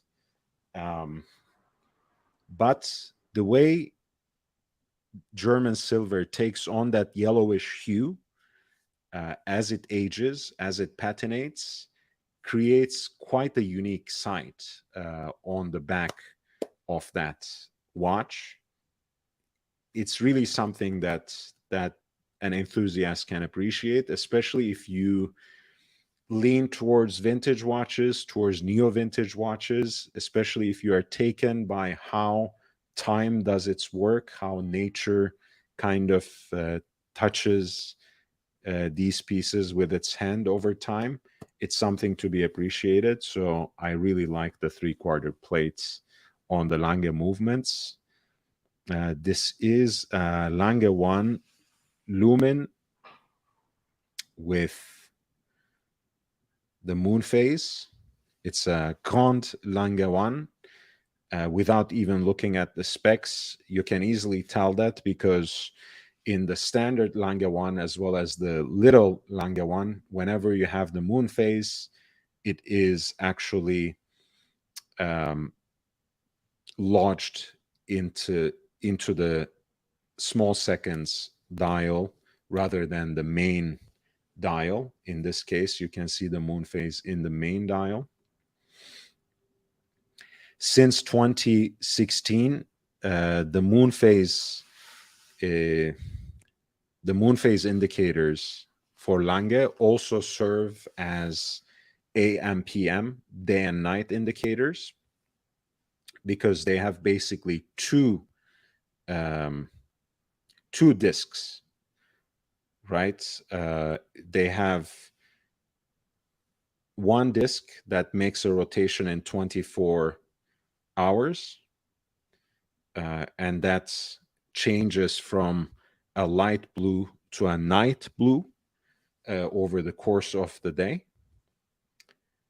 And that serves as a background to the moon, which of course makes its rotation in a lunar month. Very ingenious, I think very beautiful, and just quite unique for the Lange moon phase.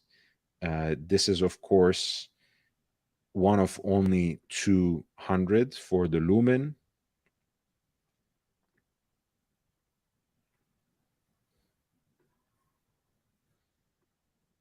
From 2018, Grand Lange 1 lumen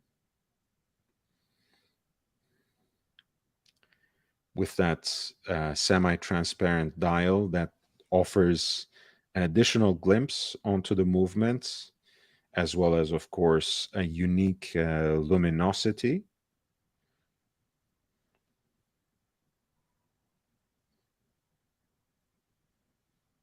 Transparent smoky gray sapphire dial with luminous material, 41 millimeter diameter platinum case. The smoky gray sapphire dial allows UV rays to pass through the luminous components on the dial and to light up, maintaining clear legibility, especially important to say that when we're talking about Lange. And this piece apparently is in excellent condition and comes as a full set, which is what you should expect, of course, when you're seeking out a limited edition watch like this, lot number 21, A. Lange und Söhne, Grand Lange Lumen with a moon phase, one of only 200s, with an estimated value of 43,100 to 86,200 in US dollars. And it is currently being bid at an intense 70,000 Swiss francs, which is more than 76,000 in US dollars. The Ming Moon Phase at lot 24 is being sold without reserve. It's from last year, reference 3705. Pardon me.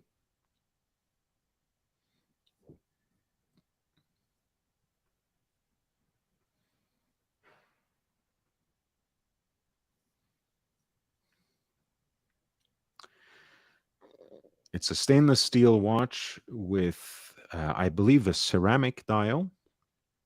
Of course, a moon phase indicator right under the hands for hours and minutes, and a date window right under it as well. Quite a unique pattern on the dial too.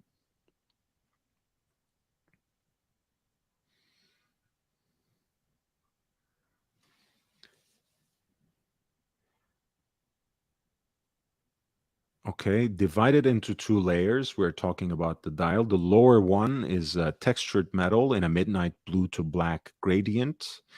An upper transparent sapphire dial. Above that showcases the hour indexes, the hour index ring, both covered in high serum, a ceramic composite with luminous material. The movement is a Sellita SW288 modified by Schwarz Etienne, skeletonized, matte blasted, anthracite plated with contrasting rhodium accents, 38 millimeter stainless steel case, like new condition and as a full set. Here's a look at that SW288 movement that's finished by Schwarz Etienne for Ming. This 3705 at lot 24 is offered without reserve, with a conservative estimate, I would say, of 3,200 to 6,400 US dollars. It's already being bid at 3,000 Swiss francs with more than 4 days to go. So 3,260 in US dollars. I expect it to creep up quite a bit as we get closer to the end.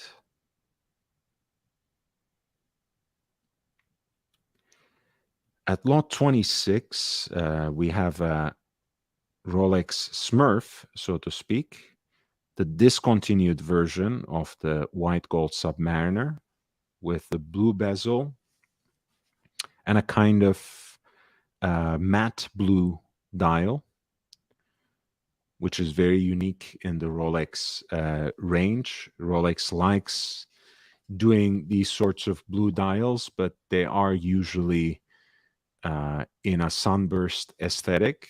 In fact, when this kind of dial or a similar kind of dial made an appearance in the so-called bluesy in the two-tone version, it didn't last long at all.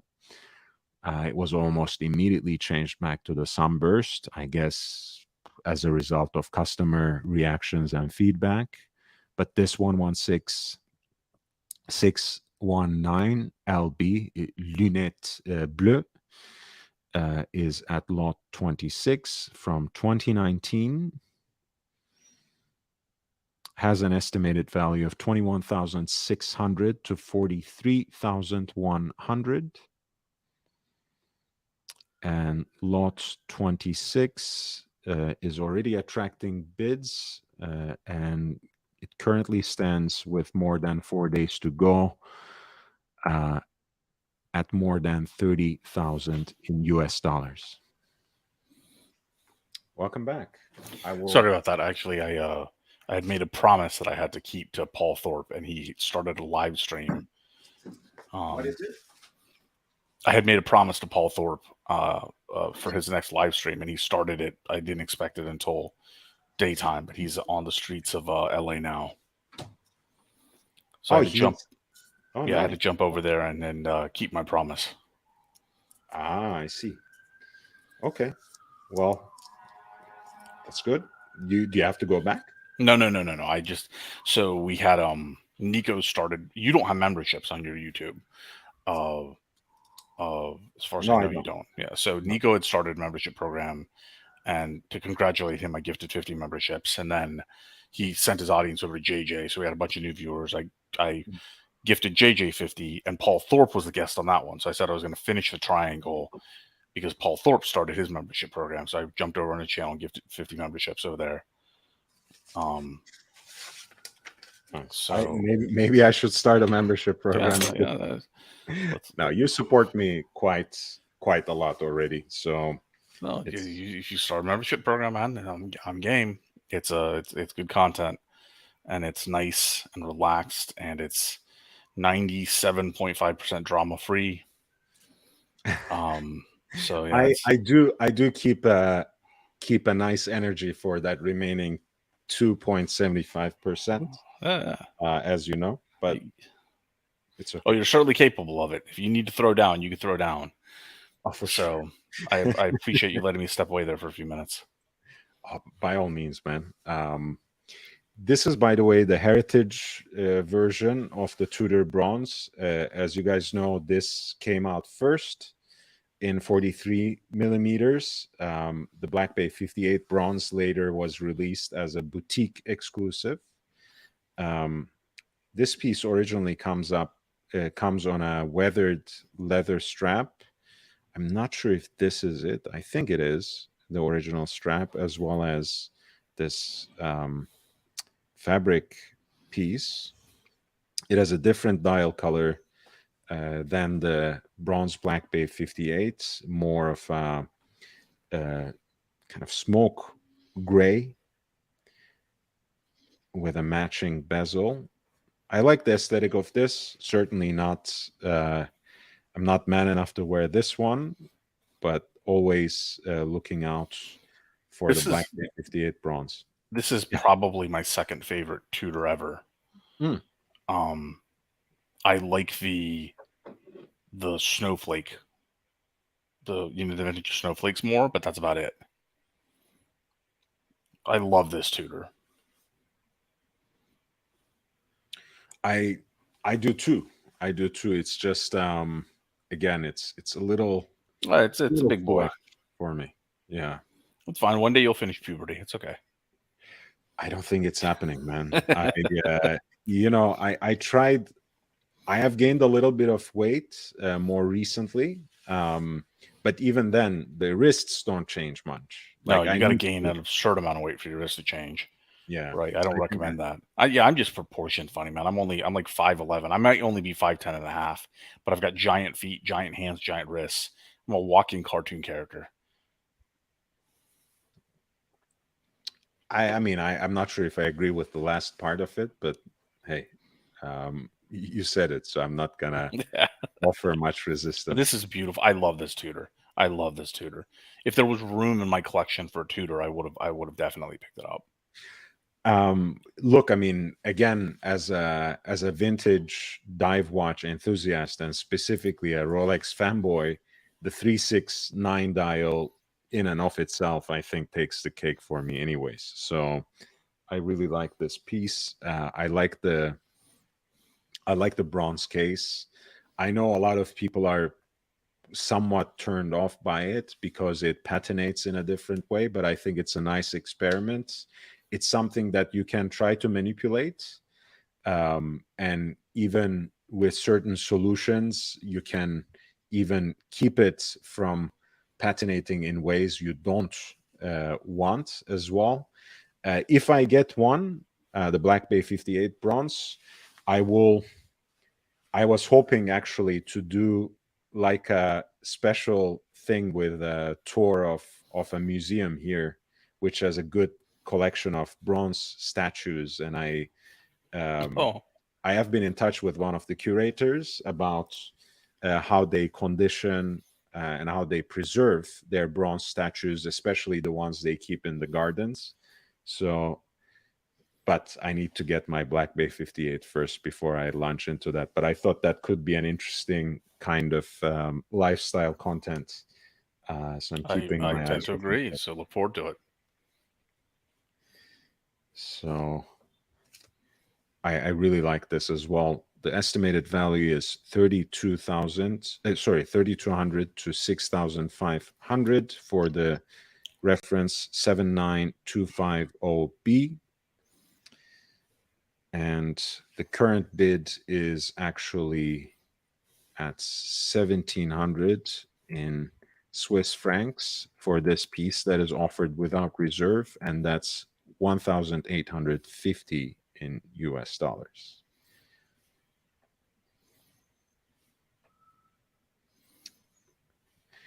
Speaking of the Octofinissimo, at lot 28, they are actually offering the stainless steel version with the neutral dial color. I was singing its praises right when you left, Ali. To sum up, I was basically saying, even though they actually started with a piece that was originally designed by Gerard Janta, namely the Octo Roma, they ended up coming up with something that looks much more original than the umpteen, Royal Oak and Nautilus copies that we have on the market today in this particular category. I've been so close to pulling the trigger on an Octo many times at this point, but I don't think I would ever wear it because I have a couple of Royal Oaks at my disposal. But I don't think that they are. I mean, certainly when people call them like poor man's Royal Oak, I certainly think that's a complete, bogus statement. I think they're beautiful, and all those limited dials they do are really nice. They're coming up with a US exclusive salmon dial for the summer, basically. It's gonna I'm gonna like to see that. Unfortunately, it's not brushed like that piece they made for, like that limited run they made for the Milanese jeweler, the Pisa jewelry edition. Let me see if I can find it. It has more of a starburst kind of finish on the US limited edition. I just saw a picture, so don't really, don't quote me on that. But it's not. It's a similar shade, but much brighter, because this is perfectly brushed and in a kind of different angle too than the case itself. So that's at a slight angle, I should say. That's pretty sexy. Yeah, I like it. I wish they kind of replicated this, but since it's an exclusive they did for one of their retailers, I don't think they would do that.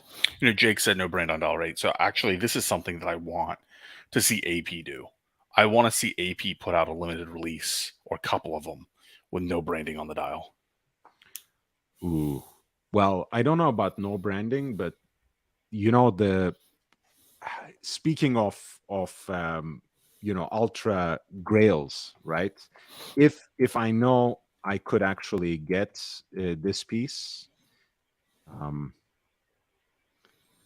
I don't think I can even get this, even with selling everything I have. This is one of the ultimate grails for me. The 14802, the Jubilee edition, the first Royal Oak jumbo, basically, with an exhibition case back, with the ultra rare salmon dial. Mm-hmm. This could be one. Smoked salmon dial they do, on the current limited, is really nice too. I love the rotors on this one too. Although if I ever got a piece like that, it goes right back to Le Brassus to get a customized rotor with my initials, of course, but that's another story altogether. Now you got to start that membership program. That's such a nice watch.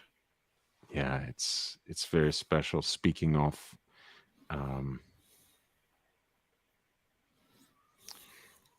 by the way, I think it does have the Pisa edition does have the.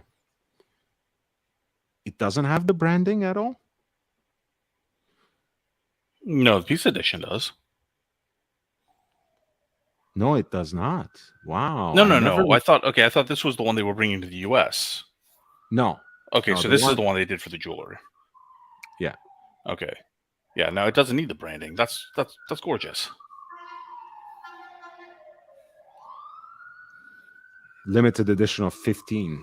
This is the titanium, of course. I love micro rotors.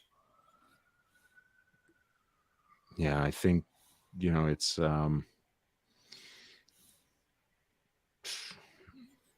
it's a great piece of design, and I do, for me the success of that so-called sterile dial is the fact that I didn't even notice it. Like it looks so perfect as it is. I looked at this about 24 times, And I never didn't- noticed it was not branded. Not at all. Yeah. So strange. It's because it's so recognizable. It's so well executed. And Ali, I mean, I'm not trying to pat myself on the back, but I usually pay attention to details and obsess over the littlest things, but this completely escaped my attention. It's No, you're trying to pat yourself on the back. We know you're an arrogant fuck. It's okay. I mean, a little bit of self-love. No, you've earned your stripes. You and Stefan and Marco, a couple other people too. I mean, Bear's definitely got some serious depth. You guys have earned your stripes. Thank you. I appreciate it. So lot 28, which is Bulgari Octofinissimo in stainless steel with the neutral dial, kind of basically the closest you can get to the original execution in stainless steel. Of course, the titanium one is even more discreet, even more monochromatic. But this is quite nice too. In fact, this is what I prefer because I like a little bit of the contrast that they exhibit here in terms of finishing as well. Estimated value is $5,400 to $10,800 in US dollars. And lot 28 is already being bid at 5,000 Swiss francs, which is 5,400 in US dollars.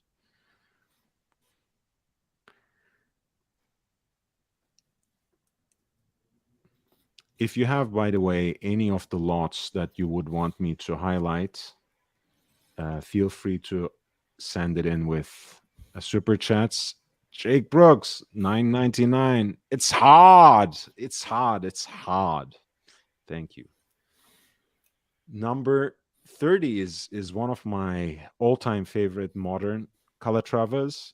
This is a platinum piece, 5196, a stunning two-tone silver dial, Breguet numerals, leaf hands, small seconds right above 6, and the beaded minute track as well is stunning. Platinum, of course, and JB, in your honor, they have executed the small seconds dial in a way that doesn't mess with any of the numerals, so you would be happy. It's not cutting off anything.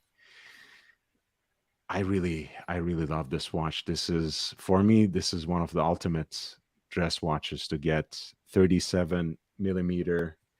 I think it's also supremely thin. Should be less than 8 millimeter. I think like 7.6 or something.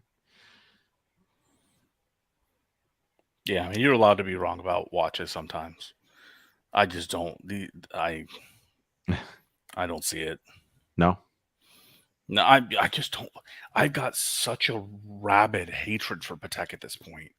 Why is that? Like, why for a model like this, especially? The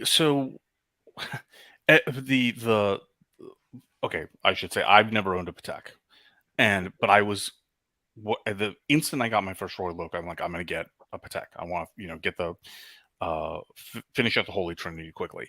And every single person I spoke to, they had Patek horror stories. And the treatment of my colleagues, my employees, my clients by Patek was to me egregious. So I just grew to dislike them immensely. And then their whole stance on, and I get that there's controversy over, Geneva Hallmark and stuff like that. Their whole stance on that, I think, is ridiculous. I think they have way too much machine finishing for the prestige that they, want to present themselves at. And I just don't think they're a good value proposition. And personally, I don't like their sports watches either. So, and I'm not much of a dress watch guy. So I've just developed this strange hatred for Patek. Like, I'm not a huge fan of Rolex, but I don't hate Rolex. I have Rolex. But I really just dislike Patek. Yeah, look, I'll say this. I'd take a patrimony over this. The whole PP seal is a gimmick. I mean, thankfully, this is before that, but it was basically a way to ramp up production and also switch to silicon hairsprings for Patek. See, I think you're the first person who's actually said that on air. Like, everybody tries to defend it. My understanding, it was a bloody gimmick to lower their cost and increase production. But everybody tells me I'm wrong. I think you're the first person I've heard of on air that says that. But I already have established a reputation, even though I like some of their watches very intensely, although it's always this kind of odd number. But that being said, beyond the vintage classics, of course, which everyone kind of feels obliged to respect. And I think that's very well placed as a sentiment.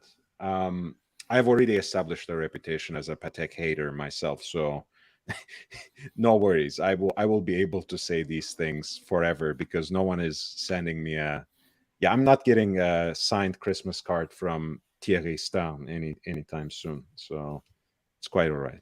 Yeah, you know what? You want to hear something horrible? I got my first Christmas card ever this past Christmas. Why did it take so long? I don't know. I was actually I was taken aback. I got this envelope and I opened it and it was a picture of my friend and wife and daughter. And it was like a Christmas card. And it took my brain a little while to process what it was. Like, I don't know if people just, they could just totally, nobody likes me. That's a possibility. The other possibility is people just go, well, his name's Ali. He clearly doesn't celebrate Christmas. But I'm a huge Christmas guy. Like, I've got Christmas. Yeah, from the day after Thanksgiving, I put Christmas socks on. Doesn't matter what shoes I'm wearing. Like, I've got Christmas music going. But I got my first Christmas card this past Christmas, and I didn't know what to do. So I'm like, I should write like a thank you or something. But I was totally taken aback. So at 46 years old, or at that point, still 45, right? I finally got my first Christmas card. That's interesting. Speaking of which, I think the only person who regularly sends me Christmas cards is actually Persian. So that's actually kind of funny too. I mean, I get from Berluti and Dior and these things. I get the vendor Christmas cards, right? But the first Christmas card I ever got, I was like, oh, that's crazy. It's I don't know. I mean, you know the history better or as well as I do. I mean, in the sense that Persians have aspired to assimilate in this country in ways that that was sometimes not in their control even. They needed to kind of obscure their origins, change names, or at least Ramins became Rays, Yeah. Matins became Mats, Yeah. so on and so forth. So it's not that surprising that I get regular Christmas cards from a Persian person. Well, I mean, the people, especially younger people or people who didn't have a lot of historical context, and they think about the immigration situation today. When I came to the States, or due to the Iranian Revolution, it was normal practice when Australia, Europe, and the United States were taking in Persians. It was normal practice to ask, do they know the language? Because they're obviously Tehran, Shiraz, they had British and U.S. schools, right? Mm. And what were their professions? And they divvied them up. Like the U.S. wanted specific types of engineers, and they wanted specific type of lawyers. Australia wanted architects. There's a ton of Persian architects in Australia, right? So assimilation was, for that generation, was like a foregone conclusion, because most of them that were able to get out of the country, and because they were more well off and they could pay to get out of the country, were, oh, that's gorgeous. Um, were already educated in U.S. or British schools, right? And that's one of the reasons I have as far as I can tell, as nobody's told me any differently, I don't have a discernible accent. No. Right. So because at my young age, my English teachers were American and British, right? And so, yeah, a lot of Persian people do. But Nowruz cards, do you get Nowruz cards? Endless stacks of Nowruz cards. I mean, which I love. I love that festival, by the way. Oh yeah, that time of year for me is fantastic, because it's good for me. It's also good spacing. It's not too soon after Christmas. It kind of fills in the gap for me in the for the rest of the year. So between Nowruz and Christmas, I'm a fat and well. I have plenty of cookies. I'm good. That's another gorgeous watch. What the hell? Did you hear the news from JJ? He said it on air. He got the call from No. FP Journe finally. Yeah, for the Octa Lune, I think it was. Yep. Oh, that's So very he nice. got the call. So hopefully here fairly soon, he will have that in hand. And he was like a kid in the candy store. He's like, she called me. She told me to call her. It sounded like it was good news. He was just so happy, and Oh he's wait, been waiting for that. they didn't reveal yet what the call is for. No. Okay. No, he got the call that he will get the next allotment of the watch he wants, right? But they said there's a possibility it will be the rose or platinum. He said he prefers the rose, but he'll take the platinum, right? So, but that's the promise they made, is that he will get. And I told him, because it's the Miami boutique, because they had invited him to some events in Miami. So if it's in Miami, I'll be there at the airport to pick you up. I'll Gonzo stream your whole pickup. I'll hold the camera so you don't shake it loose. So I'm really happy for him. And even you can have a Mr. Wonderful moment. He can shed a tear. Yeah, there you go. He's getting his Yeah, exactly. Shed some tears. his own watch. He actually, when he gets really excited, he turns red. He turns like beet red. It's fantastic. Just like Kevin O'Leary, who likes the color red. Yeah. Right. And that Corne d'Avache on the screen. This is a watch which, if it was in 40.5 mil, 41 mil, watch, that would be. And I don't like dress watches. I just don't. Have you tried it on? Yes, it's just too small. Okay. Because too small. One of the things that I don't tire of repeating on this channel is just try the damn thing on. Don't just go by the specs. This speaks to Corne d'Avache especially, because even though the case itself is 38.5, the lug shape, the lug design, it really makes it wear like a 40 plus, maybe even 40.5. But you're right. I mean, if it should be more like 42, I think. Yeah, and that's actually one of the reasons, like on the opposite end of the spectrum, the Daytona wears a lot smaller than its alleged diameter, That's true. right? But Corvo Sobrinos, they have a similar case, and obviously they are not high horology. I mean, they're no chumps, but they have similar cases to the Cornvash in a larger size.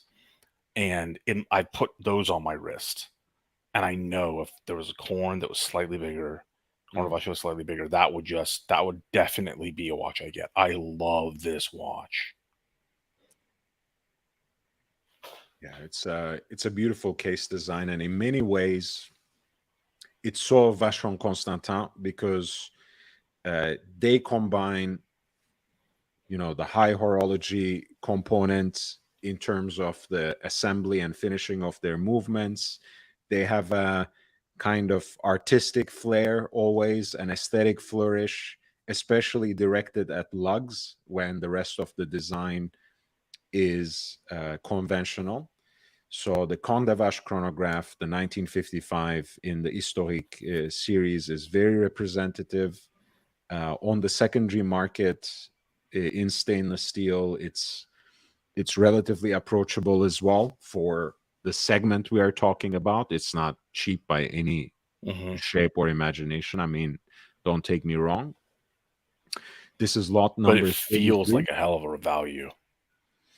Yes, and by the way, even though the caliber is now advertised as in-house, caliber 1142, it still preserves through and through the Lemania CH27 architecture, which of course is at the core of so many Patek Perpetual calendars. It is the caliber that made it to the moon as Omega 321, and it's very recognizable here, assembled, finished, and regulated to the standards that deserve the hallmark of Geneva. God, I love this watch, man. And of course, for those among us who like the Maltese cross, you will see that the column wheel is decorated with miniaturized one, which is a lovely little detail. I love this watch. It's crazy. This is a watch where I'd go see a plastic surgeon and be like, take a half-inch off my wrist. Just take it. Well, I'm sure they can. I mean, they can't enlarge my wrist, but I'm sure there should be a way to shave down the bones. Well, technically, my wrist is actually, my left wrist is a little bit smaller than it was because I had my Hamat bone, I think it's pronounced Hamat, bone removed from an injury years ago. It's apparently a bone that's left over through evolution that eventually, physicians say, or researchers say, will actually be just dropped from the human body. It's like a useless bone. If you break it, they just remove it. Man. You see how small my wrists are in comparison. I can barely pull it off. It still looks good there, man. It still looks good there. Yeah, it's a great watch. I know this is Marco's Grail. I mean, I'm sure he could get it soon. Oh, I'm confident he could get it. He's in the luxury bazaar haze. There's just too many choices now. And good for him for it. Absolutely. Lot 29, let's go a little back. This is Cartier Tonneau from 2006. This is from the CPCP collection, that particular era, the decade between 1998 and 2008, where Cartier made a concerted effort to bring together their archival designs with high horological inventions. And wasn't that era a complete financial disaster for the Cartier watch business? As it should be. That's how luxury business was, for the longest time. It's with the pandemic that they have completely lost the plot. But yes, absolutely. So it has that rosette pattern guilloche dial. Of of course, the Roman numerals elongated with the railroad track in the middle. This is the classic tonneau shape, the heat blued Breguet hands, a perfect two-hander with a sapphire cabochon on the crown. In pink gold, this is Cartier Tonneau, reference 2802, with a relatively conservative estimate of 8,500 to 12,700 in US dollars for Collection Privée Cartier Paris. That could be a good deal, but let's see where the bidding stands right now for lot 29. There's one bid at 8,000 Swiss francs, and that is, of course, almost 8,700 in US dollars.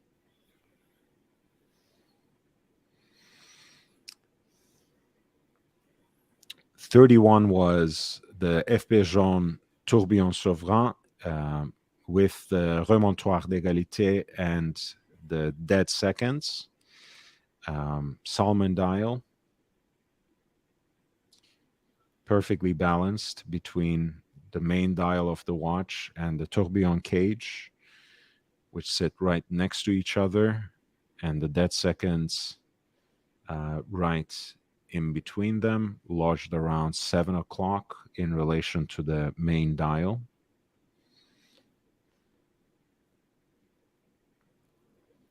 What I always appreciate about FP Jaune as a piece of design is how the architecture of the movements are as carefully thought out and as meticulously designed as the face of these watches.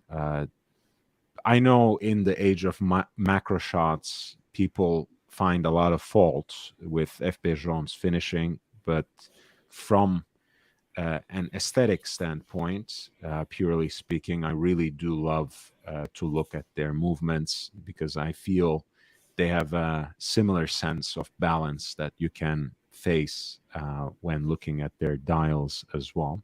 Yeah, I mean, there's no doubt. Like, I think it, the finding fault is a ridiculous nit at this point with Journe.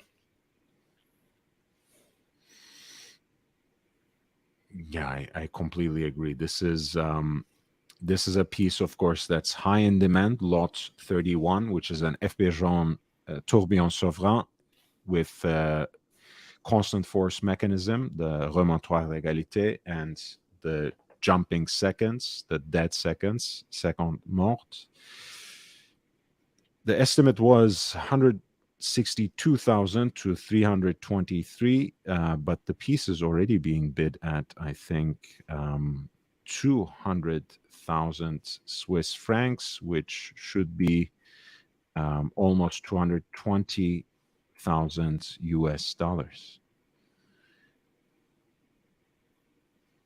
Since we already looked at the stainless steel version of the Corne des Vaches, we can just note lot 33 is being bid at around $30,000 right now. Number 32 is a Patek Philippe World Time in pink gold with the cloisonné enamel dial. 5131R.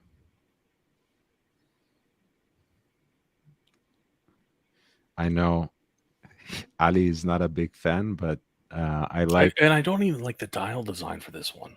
No, I don't. Okay, tell me more. So there's obviously, even Omega has a similar option that I like better. I just don't think it doesn't add depth. It looks too much to me like it's paper. And it's too flat for me. I mean, at the end of the day, it's too flat. I do like what they did with the hour hand and the synthetic magnifying glass, right? The monocle almost. But it's too flat. I've seen just so many better executions of this. I would expect significantly more from them for this. Oh, by the way you said that, that's an idea. Um, that's actually a simple observatory hand. So it opens up the space to make sure that you don't interrupt the view as much as possible. But that would be so cool if they put a magnifier. Yeah, like a little monocle glass on it. Yep. Fuck. Man, that's such a great idea. Someone should make a world timer like that. I wager there probably is one like that. The watch world is never know. wild how big it's gotten. I know, but like, sometimes these kinds of simple ideas, hey, go get a copyright of it, Ali, before someone else takes it away from you.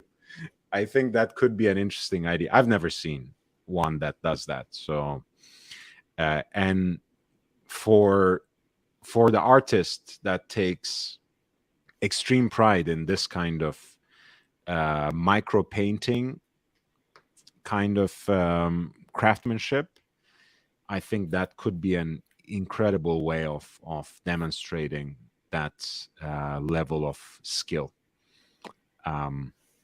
This is, of course, an older model that still has Hong Kong on the dial as one As of the it 24 should. cities. No comment. I love all my Chinese people, be they from Hong Kong or the mainland or from the diaspora. I try not to take sides. I take sides. Sitting on a fence hurts. Choose a side.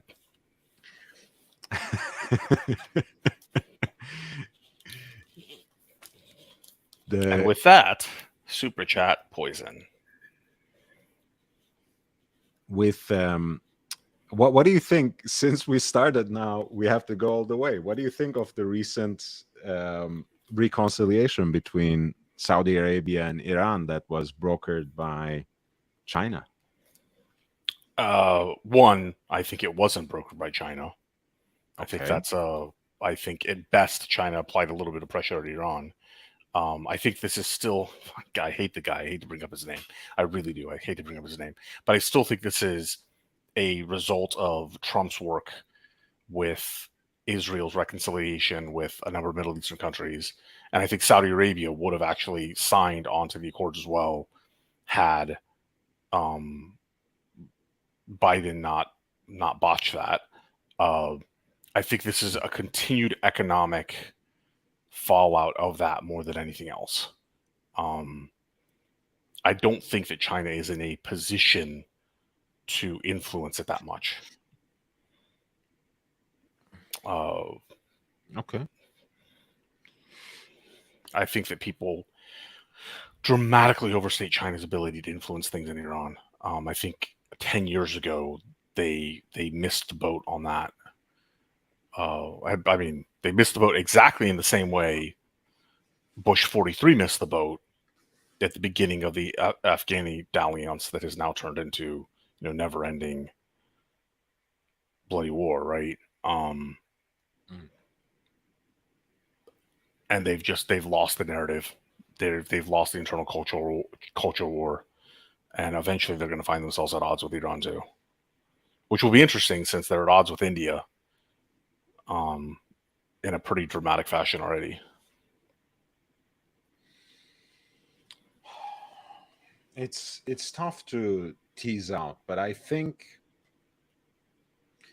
of course, this is just a theory and it's not an extremely original one, but I do have the feeling, whether it has a bearing on this particular deal or not, that China's sphere of influence is expanding in massively. Africa and in the Middle East. And I'm not saying this as unlike many other people, I'm not saying this as as an advocate of fear mongering or anything. To me, empire is empire. It can carry any flag. It can come from any part of the world. I judge it by what kinds of things it accomplishes on the ground.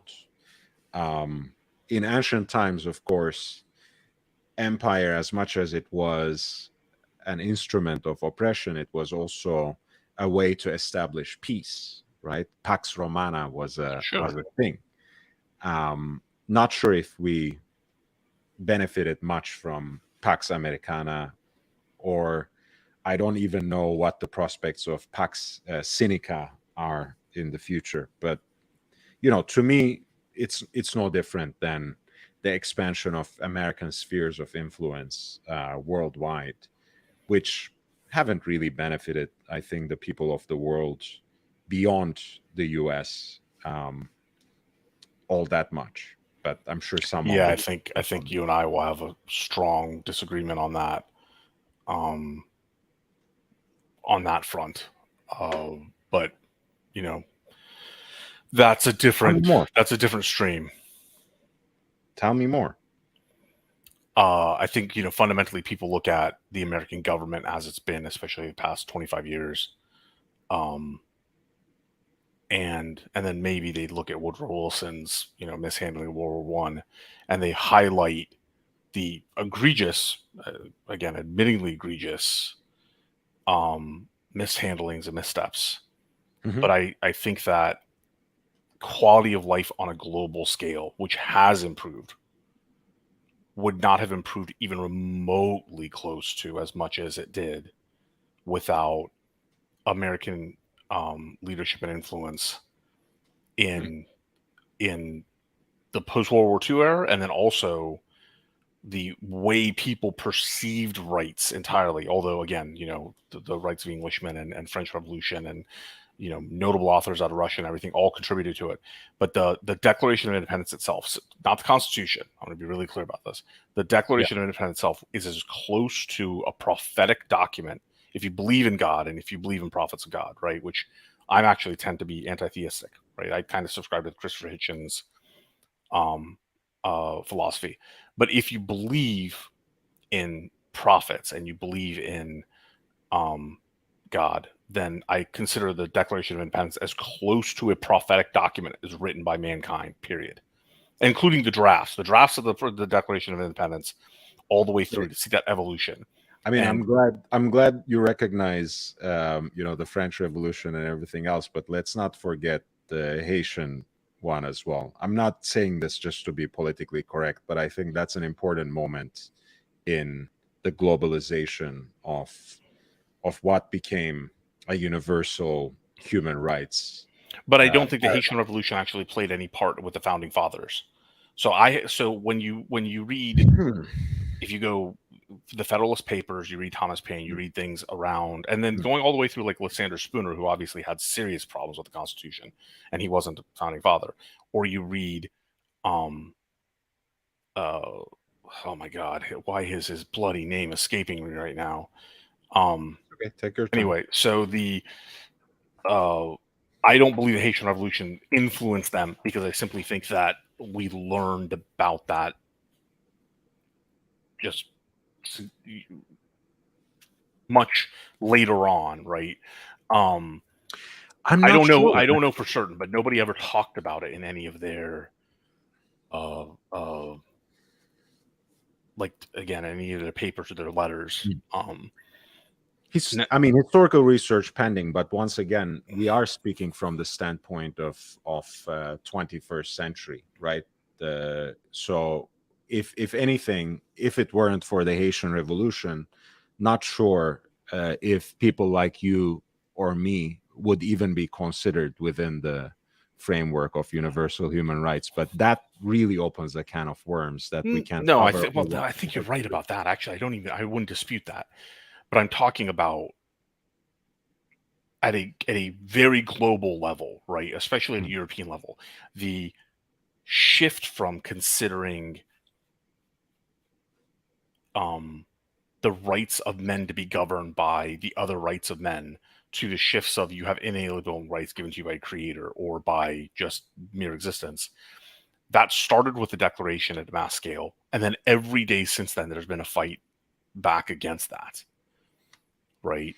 And I think that we've become extremely cynical in our view of not just American influence, but our view of British influence or French influence over the years. And again, that you can hold two positions at the same time. You can say that there's X number of egregious acts, which there are, right? I mean, there's a very strong argument to be made that French colonization of Africa has never stopped, right? Like, so you can hold that position and also then recognize the sheer volume of philosophy and rights and ways that we strive for that have come out of the same system from people So now, produced. for a moment, I thought we were almost finding a common ground, but with the British and French, now you have completely lost me again. I was on board more or less with the idea that Americanism kind of lost its shine and luster in the last few decades due to severe mismanagement and the increasing aspiration to play the world police and then simply forsaking that for whatever reason. Right, for me, that sort of indecisiveness, I think, is much more deleterious than any particular venture. The fact that they messed up the Middle East once again and just left it to its own devices, basically. And I think they did it by design, but that's a whole nother like tinfoil sure, conversation. I would agree with that too, but I that much I could follow you, but I guess when we go into, if we were to go into an entire argument on colonization, I guess that would take us probably a 6-hour stream onto its own at least. So I'm not sure if I can agree with ultimately finding anything positive about what the Brits and the French did for the world. The abstract ideas notwithstanding, right? Well, I mean, the documents themselves notwithstanding, I don't think British colonization and French colonization did anything positive whatsoever. I don't know. I think if you take a step, well, I don't know. You're right. It's a longer discussion, but from my perspective, if you take a step back and you take a look at where I came from, if you take a look at the Indian subcontinent, you can't say that it was just pure abuse and no benefit. Like the economic engine of a lot of these countries, their ability to play on the world stage derived directly from those influences. And the evidence of that is easily demonstrated by where those influences weren't and where they stand on the world stage today. Right. So the gap between I think, again, I respect your standpoint. I don't think we can convince each other on this stream necessarily. We would have to depend on counterfactuals, unfortunately, but arguments have been made, and there's a lot of scholarship that follows the outlines of earlier stages of globalization and also early modernities that preceded colonialism in South Asia, so the Indian subcontinent, in the Middle East, in the Mediterranean basin more generally, that could have resulted in a different kind of world. Whether that would be better or worse, more civilized or not, that's pure fantasy. But I have a hard time, admitting, and that might be an ideological position. I don't, I'm not gonna say it has any sort of truth value, but I have a hard time admitting that the world wouldn't be a better place without colonialism. I just can't reconcile the myself. world wouldn't be a better place, or individual. So that's the multicultural argument, right? The multiculturalism, every culture is equal, right? Unabashedly, I'm a multiculturalist, so I wouldn't. See, I'm not. I wouldn't deny that, and I'm primarily not because I'm Persian, right? And I've experienced the very, very Persian viewpoint and the American viewpoint. And I don't believe that cultures are equal. I don't believe there is even a remote bit of evidence for that, other than the narrative of, because this is equal, treated equally under the eye of God or law is one thing. Equal is different, right? I don't believe that culture should hold, dominance over other cultures from a legal or international, which is why I don't support, like, International Monetary Fund or World Economic Forum and stuff like that. I don't believe that. There's a difference. But I don't believe that cultures are equal. I think if they were, we wouldn't have nearly as many interesting immigration problems as we do today, and we wouldn't have as many people crossing borders in the ways they do today. I don't think that's purely an economic output thing. I do believe there's cultural aspects of that, but it's a completely different discussion. Also, a discussion that if we're going to have, I request that it start no later than 10 p.m. Eastern. No, if we are gonna have this stream, it will be according to your scheduling for sure. Yeah, and I was thinking, so the name finally popped up in my head, and I feel saddened that the name was escaping me. Frederick Douglass, who wrote quite, some people consider him the last founding father, obviously not even remotely close to the same time frame, but his scholarship in the Hessian Revolution also wasn't, covered in any of his writing. So I just don't know how influential it was. But from the founding fathers' perspective, or the United States perspective, from our perspective, our ethnic backgrounds, it certainly was. Like, there's no doubt about it. But yeah, and again, I want to be very, very clear.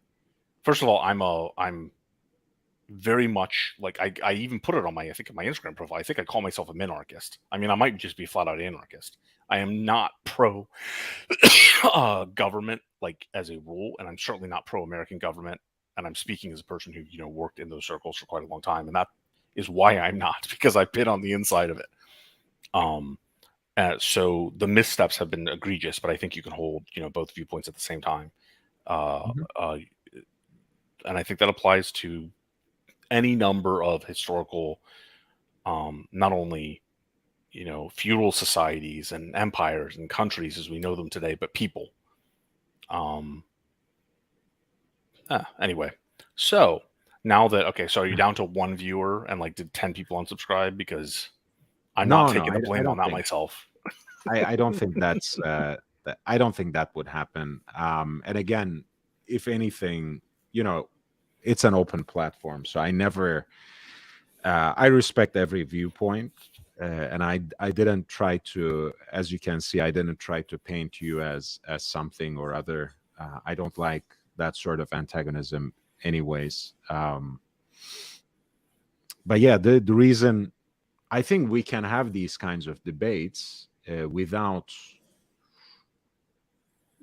necessarily being political in the pedestrian sense, right? That's why I continued on that path. It's not a think thing, man, right? So the problem is that we have to have them, right? This is one of those things that has completely blown my mind. Like, my viewpoints, come from my upbringing, my condition, my socioeconomic position, right? And by definition, my viewpoints, like anybody else's viewpoints, need to be balanced with viewpoints of people that have come from different, socioeconomic standing, upbringings, cultures, whatever it is, different regions, even different, like, just down to basic geography, like people who have rivers and lakes versus people who don't. Like, these conversations are important conversations that need to be had, especially if you believe in a federalist system, right? Their conversations need to be had, but we're not having those conversations anymore. It's bloody tragic. It's actually really, so in YouTube sphere, right? You got, like, on the left side, you have the Young Turks, right? And then on the proverbial right, you have Ben Shapiro and the Daily Wire. And the most interesting debates I have seen in the past, I don't remember how many years, are the ones between Ana Kasparian and Ben Shapiro, because they actually sit down and have a respectful conversation, right? And they're necessary conversations, and people are either too afraid to have them, or they don't admit that there's a possibility that they're wrong. Like, what they're only willing to have discussions of spitting dogma at each other. I think people, a lot of times, as professional as some YouTubers have become, I think when they get into these kinds of debates, they can sometimes forget about the audience. That can lead them to do one or two things. Either they take it extremely personally, and completely get carried away and forget the audience, or they forget the audience in the sense that they get invested in antagonizing the other person for the sake of antagonizing that person, because they think you can't convince the interlocutor, you can't convince your antagonist. Well, how about the audience, right? And when it comes to this particular point, I'm completely on the same ground as John Stuart Mill. I think every position, every argument deserves a hearing, um, if only because it needs to stand the test of rationality and truth. It needs to be accounted for. It needs to be examined, again, if only to solidify what we know to be true, what we think we are certain of, what we assume our ideological position is. So for me, people forget. I agree with you. People forget the importance of having these kinds of discussions out in the public, because they think it's either some sort of pissing match, or that they don't matter because you're not going to convince each other. But you're not supposed to convince each other. You are supposed to publicly express your opinions so other people can judge them. I don't think, and maybe this is cynical on my part, I actually don't think that they forget the audience. I think that they want the fastest pathway to monetize the audience. And the fastest pathway to monetize the audience is to take money from those that already agree with you. They don't actually want it because they're making so much money that way. And this is modern politics as well, not just YouTubers and vaders. They're making so much money that way that, after they've made their, 20 million, there's nothing else to buy. So they have no reason, from an interior market perspective, they have no reason to have the further discussion. I'll send you a copy of this book if you want it, or anybody anybody in the chat, if you guys DM me on Instagram and I recognize your name from being in the chat, I will actually buy you a copy of this book I'm about to bring up. It's called The Problem of Political Authority. All right. It's by Michael Huemer, I believe. It's a very, very interesting book based on the second half of the conversation that we're having. Right. About these power dynamics and why people don't speak to audiences and how politicians abuse it. And then also the risks of political power, right, which is of interest to me, period. But these are conversations that need to be had. I have no problem with it. Like I have, Of course. I have extremely leftist friends, Marxist friends, right? And then I have extremely right, and I would say at least a couple of them float into the alt-right category. I think alt-right is thrown around way too far, right? I draw the lines, I draw the lines at certain, I think, what I would consider fairly obvious things, genocide, anti-Semitism, Nazism, things like that, right? I'm not willing to even have those conversations. At a global stage, I think they were heard and they were rationalized out of existence for a reason. But pretty much every other conversation I'm willing to have. There's very few conversations I'm not willing to have. But the other problem I find, which I think is even more worrisome for me, is that if you're willing to have the conversation at all, some people will discount you just because you're willing to have the conversation. If you're willing to actually listen to an opposing view, then there are people that will discount you entirely. And so that level of isolation is just, crazy. And I think it's fairly obvious, at least to me, that the biggest minority group is individuals. And we've completely forgotten that in any of these conversations. Like individual experience is by far the biggest minority group. Intersectionalism has, I think, ruined all discussions at this point. Daniel Roth, mother of God. And also what LVMH is, they're going to make a go at this, right? Yeah. Did you Did you have a chance to listen? I had a conversation earlier Yeah, this month. I got about 40 minutes of it. You guys were talking about this, and Yeah. then I lost the last 20 minutes. And I think right at that point, 20, 25 minutes in, you were talking about what some of their business plans were, and I've got to go rewatch those like last 20, 25 minutes. But you went over, you went over the Roth, the history of it, and the acquisition and the intellectual property, and look at this Mhm. watch. So this is a very interesting piece, simply as the perpetual calendar, Daniel Roth. The reference number is C117. Um, it's important in a number of ways. First of all, it involves a collaboration of Daniel Roth with Philippe Dufort, who is today known as one of the godfathers of independent watchmaking. Um, and it is an instantaneous perpetual calendar, which again is a kind of innovation that we today take for granted. Was pretty unique in its time in the early 90s. And two, Daniel Roth used the same bass movement that Gérard Janta brand was using for its perpetual calendars at the time. That's the Lemania 8800. Um, and of course, they had a friendship that preceded the absorption of both brands, Daniel Roth and Gérard Janta, into the Bulgari um, corporation. So this is a model that is from the early part of that collaboration, open worked and also engraved.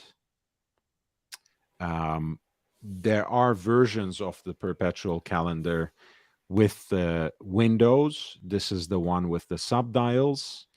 You can see, yeah, you can see how they had foregone the moon phase and kind of modernized already in the early 90s the approach to the perpetual calendar. It is the only Mickey Mouse watch I like because that's how the subdials lay out, if you can Yep. notice it here. Yep.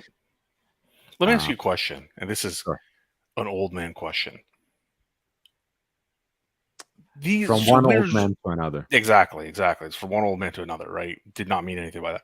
The these type of watches appeal to me on screen, good shots, even macro shots, zoomed in. In person, my eyes cannot see any of this. Yeah, of course not. And that pisses me off so because I know it's there. It's like look at my beautiful watch and people squint. Nobody can see a damn thing. Yeah, look, I mean, it's a think of it like this. Daniel Roth had a tagline which LVMH is using now in its campaigns, and I think it can help us kind of maybe sideline this problematic. In French, it was la montre objet d'art, so the watch as a piece of art. Um, Ultimately, I think you get certain kinds of watches, especially something like this, like an open worked perpetual calendar, which makes it. I mean, if you can read the subdials, you certainly can't read the actual time. Um, you just have to treat it as something that is functional, um, but that function is not really accessible for the most part. You just have to take it in holistically as a work of art and appreciate it also in moments where you can actually hold it closer to you, hold it maybe under the loop to examine it further. Otherwise, it's really a piece of very gorgeous jewelry that you wear on your wrist. I mean, this is not to tell the time or the date or whatever else. It's just a very rare, artful, and technically advanced piece of jewelry. I think that's a fair assessment. Let me ask you a question. So the 5 people, and maybe you did you didn't cover this earlier actually, or if you did, it was in the last 20 minutes. The 5 people that are going to get an invite to this subscription style release for at least the first few years, how the hell are they going to choose those 5 people? I can give you an idea of it through my most recent experience in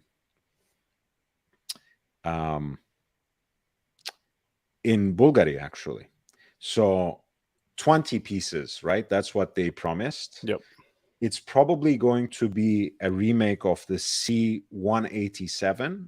So the Tourbillon, hopefully with the two-face execution. Let me pull it up right here. This is... No, but not the pieces, YB, right? It's, okay, maybe I misunderstood this. They're releasing 20 pieces as a subscription release to 5 people. No, it's going to be, come on. I mean, they can't be that cruel in the sense that, they're going to allocate four pieces to each of them. They would at least choose 20 people. No, they would choose. What they're saying is 5 people, 20 pieces each. That's the obligation. No, that's the way I read it. No, it's okay. All right. It's 20 pieces for 20 people. I think one per person. Look, and like 100 a year total. I have heard stranger things, so I don't know. Okay. But I can tell you this. So when I was informed of the Salmon Dial Octofinissimo in Bulgaria, I was introduced to the director of the store, right? Who basically, in the first instance, disqualified me from the purchase almost immediately. She said, "This is an exclusive. This is a limited edition. You have never bought jewelry from us. You have never bought a watch from us. Even if I were to be nice to you and take down your name now, I would have to send it to the corporate, who would reject you outright because you don't have spending history. And that's for just a special edition of a Bulgari watch. When you think of Daniel Roth, which used to be, by the way, still under the auspices of Bulgari until very recently, it's now shifted to Jean Arnaud's supervision under Louis Vuitton, and with an actual manufacturer base in Meyrin in La Fabrique du Temps, which is the high complications division of Louis Vuitton watches. I think, they have an email system right now on the website, right? Which you can sign up to the listserv and they will make further announcements that way. But ultimately, I think it's going to go to the kind of client that buys these sorts of automata watches from Louis Vuitton. That's perhaps a very special client of Zenit, who has bought one of the 10. Those hideous. 10 of the 135 chronometer observatory pieces that were collaborated with Kari Voutilainen and Philips, which are hideous. Really? I kind of love them. But you're not a dress watch person, so I guess I can. Okay, so I'm going to make a promise to you. It's bloody 3:10 in the morning. The clock jumps forward. Mother of God, I got to be up in 3 hours. All right, so I'm going to make a promise to you. And then the unpaid intern on JJ's Watch Hangout might get punished for this promise.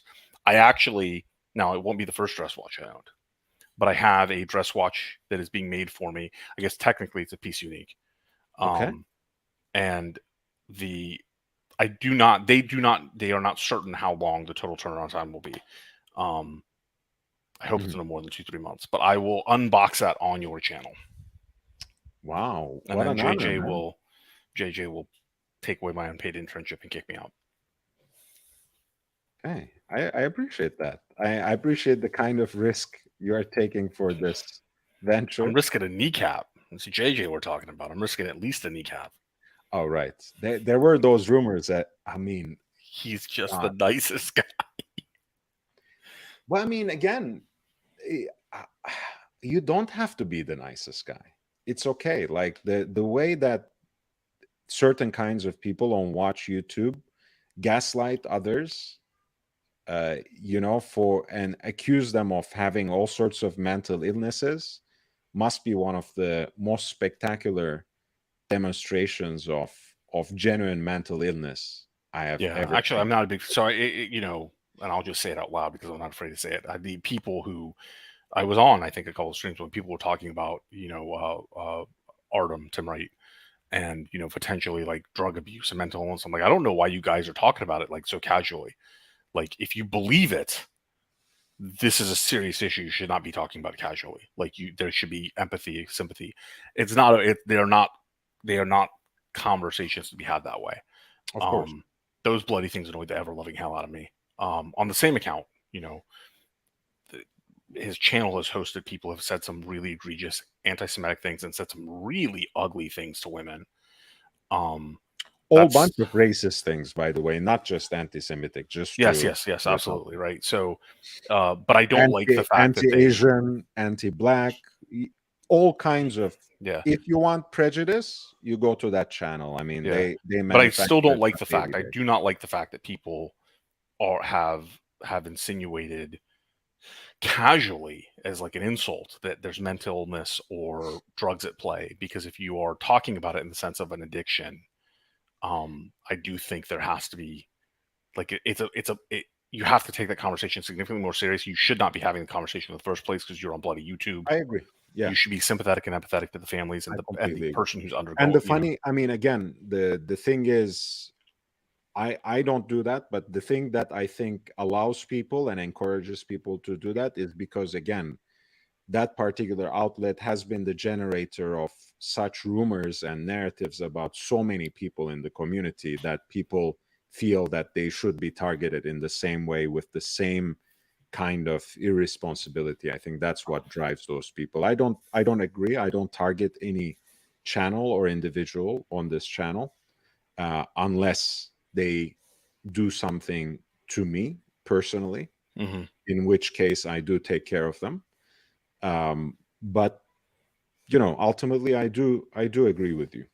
Well, now going back to this idea, I think they might, you can sign up on LVMH's, Danny Roth's new webpage, and they will ultimately contact some people. But I think it will be something that will be reserved for very high spending clients of LVMH. It has to be. I mean, there's no other way. I think Carson Chrono was invited to some LVMH horology events 2 years ago, maybe. So it has to be a client like that, where he's already being offered those type of really, really exclusive pieces. Yeah. God, but these are. See, I admire MB&F. Not my style, but I admire MB&F. Right. Same. I'm not a big fan of like Jacob & Co. Right. But these type of artistic pieces, different shapes. This isn't to know. This is what would you call this? This isn't to know.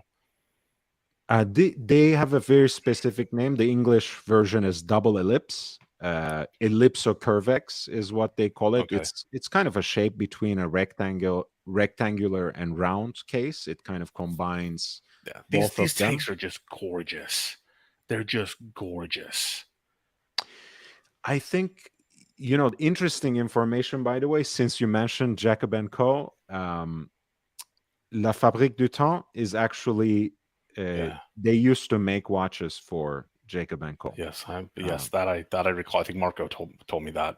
That young. So it's no surprise that they are now making automata watches for Louis Vuitton as well. They had that Carpe Diem watch, and now they have something like an operatic something with Chinese theater. Yeah, that operatic. That looks pretty swift. Yeah. I call it more like a lucha kind of mask. Like, it's like a Mexican. Yes. You're right, actually.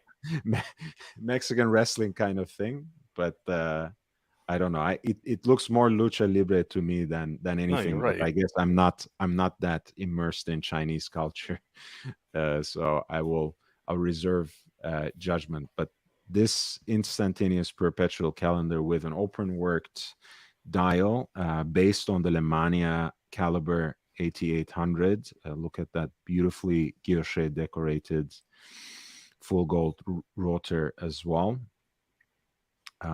Full set from roughly 1996, so right after the time Daniel Roth was more and more disengaged from the brand, but this is still his design. Lot 35 has an estimated value of 26,700 to 53,300, which is a steal. Well, I mean, let's see what it's actually being bid at. Wait a second, why did they disappear? They all disappeared. Yeah, I might have to sign in. Oh, log in again? Let's see. I'm not going to do that. Just unshare the screen for a second. Let's see. You don't need to dox yourself on air. I mean, you can if you want to, but no, I really don't. Not. I mean, I think I'm doing okay. Nothing too objectionable. It doesn't matter, man. People find something to object to. People suck, including me. Let's see. I think this has it back. What was it? 35. It's currently being bid at 28,000 Swiss francs, which is a little more than 30,000. That's a steal as far as I'm concerned. Still 4 days to go, though, so it's more than 4 days, in fact. So I don't think it will stay there. There we go. Now we're talking. The Gerald Jet, the Mickey Mouse. There we go. That's my speed. No, I don't like it. I don't like it. So these are, of course, this is the most recent version of the so-called bi-retrograde, the jumping hour watch, pardon me, with retrograde minutes in the form of this downward facing crescent, and then a smaller one at the imaginary 6 o'clock. That is the date. This was released right in the run-up to the World Cup as well, with that kind of soccer theme. Mickey's fingers points to the minute, which of course snaps back at the top of the hour as the date snaps back at the beginning of the month, combined with a red sailcloth style strap that coordinates with the red accents on the mother of pearl dial.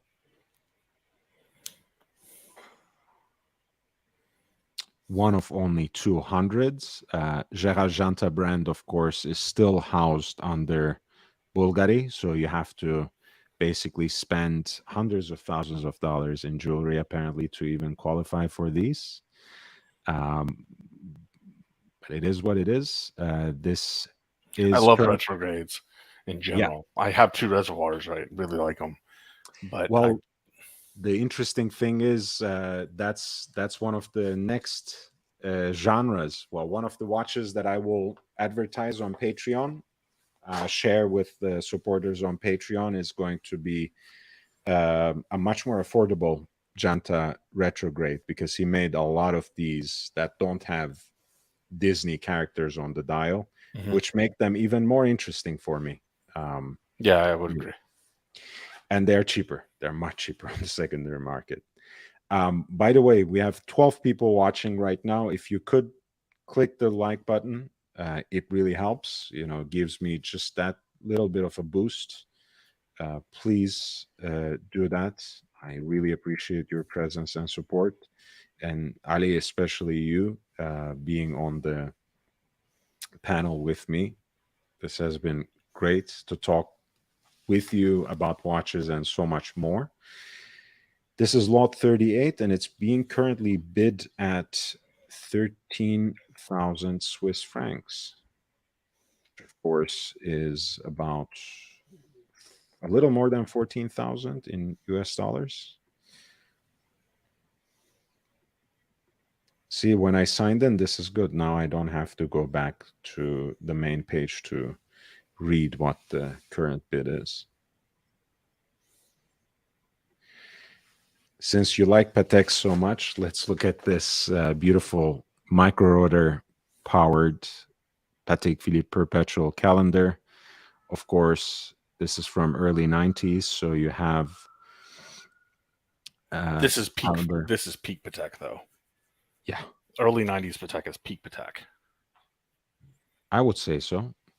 This is caliber 240. It was a micro rotor caliber designed by Gérard Beret, who actually they basically transferred from Universal Genève, and he worked for some years on this micro rotor caliber, which at the time was quite an incredible feat. No one quite believed that it could power a perpetual calendar, but there it is.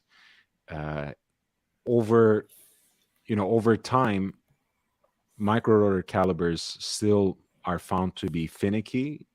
They sometimes have difficulty to charge, so on and so forth. But there are ingenious solutions. One part is, of course, increasing the weight of that rotor, which in this case is a 22 carat yellow gold rotor. A great piece of design, I think, infinitely and universally wearable at 36 millimeter, unless you are blessed like Ali, who is a different animal. Bless quite my literally. ass. Oh, different animal. There we go. Now we're getting into the insults on the Young Branded channel. Come on. I'm sure you weren't offended by that. You called yourself much worse. Oh yeah, no, absolutely. I have a question on this watch for Please. you. The besides some of the Jaeger-LeCoultres, right? Yeah. Patek and JLC, as far as I know, they're the only ones who put the lips on their case backs. You mean this one? Yes. Right. So my understanding is that was meant, and I just don't know how it's supposed to actually work. It was actually meant to keep the watch at a better angle on your wrist. Right. Patek is completely, I mean, those are all gone. They're not on Calatravas or anything anymore, right? As far as I know. And I remember seeing JLCs with them. Did anybody else do that? Because I actually find this, for me, I would find this incredibly useful on every bloody watch. Off the top of my mind, I can't think of anything. But you know, one thing that a lot of watches do, on my wrist at least, especially if the leather strap is not fitting too well. With bracelet watches, I have less of that problem. The head starts traveling, exactly, downward, right? And the lip usually helps. No, that was the whole point of it, and I'm just wondering why people stop doing it, because it would be incredibly useful for me, like for all my watches, sports watches, bracelets, anything. It's like as weather changes, humidity changes, everything. Just keep the bloody watch in place. Yeah, on leather strap watches, for sure, it helps a lot. On bracelets, I experienced that problem less, but it could still help. I think it's probably something they have foregone, because it's probably bottom line. I'm pretty sure when you are scaling up, these things do probably add up. But I don't know if there was any other reason for discontinuing that approach, and if there are other brands who still have it and who still continue this. It does strike me as It's a creature Um, comfort. I just don't know why it went away. right. I was just gonna say it just strikes me as outmoded almost immediately, even though it's extremely useful. So it might be simply an ideological position that they decided, hey, we just don't do these things anymore. I guess it takes away from the symmetry and the beauty of the watches. I mean, aesthetically, I don't know. I feel like, again, maybe I'm speculating a little too much because we are looking at an exhibition case back watch, but I feel like this sticks out probably more in an era where people are so much more engaged with the case backs of their watches, in an era where high horology is all about exhibition movements. So maybe that just stuck out like a sore thumb, and over time they wanted to forego it. Yeah, I think you're right. It That's just my it's an aesthetic speculation. choice. It had to be because it was incredibly practical I would be for me today. All right, folks. Anybody who hasn't upvoted, you got to get to 20 upvotes because I got to go to bed. Thank you, Ali. I appreciate that. So this is 37 3940J, the Patek Perpetual Calendar in 36 millimeters in 18 karat yellow gold. It's currently being bid at around $32,500, a little more than that.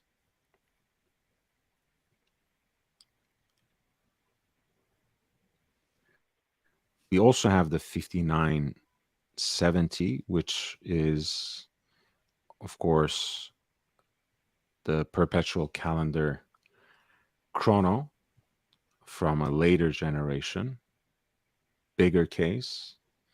It's in platinum here with the black dial, one of the most desirable Pateks of all time, you might say.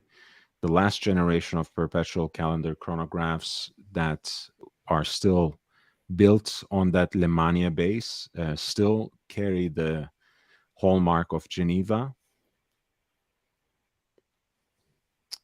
Lot 39, which is going to close in a little more than 4 days, is currently being bid at 200,020 Swiss francs, which is almost 240,000 in US dollars. Fries say 8:30 soon. He's in Geneva already, off to the bakery for fresh croissant on Sunday morning. That's great. And JB, thanks you, Ali. Thank you for coming on. It was a great conversation. I gotta see that 20 upvotes, people. You're killing me here. How far are we? 18. There are 2 more. Okay. It's and you're killing me. You're throwing another Patek, 3 Pateks in a row.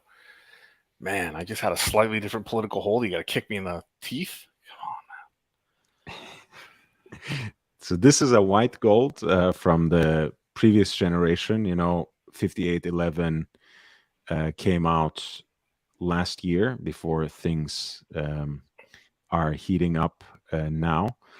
5713 is the white gold Patek Philippe Nautilus with a diamond set bezel, 2009. So as you can see, still has the Geneva hallmark as well.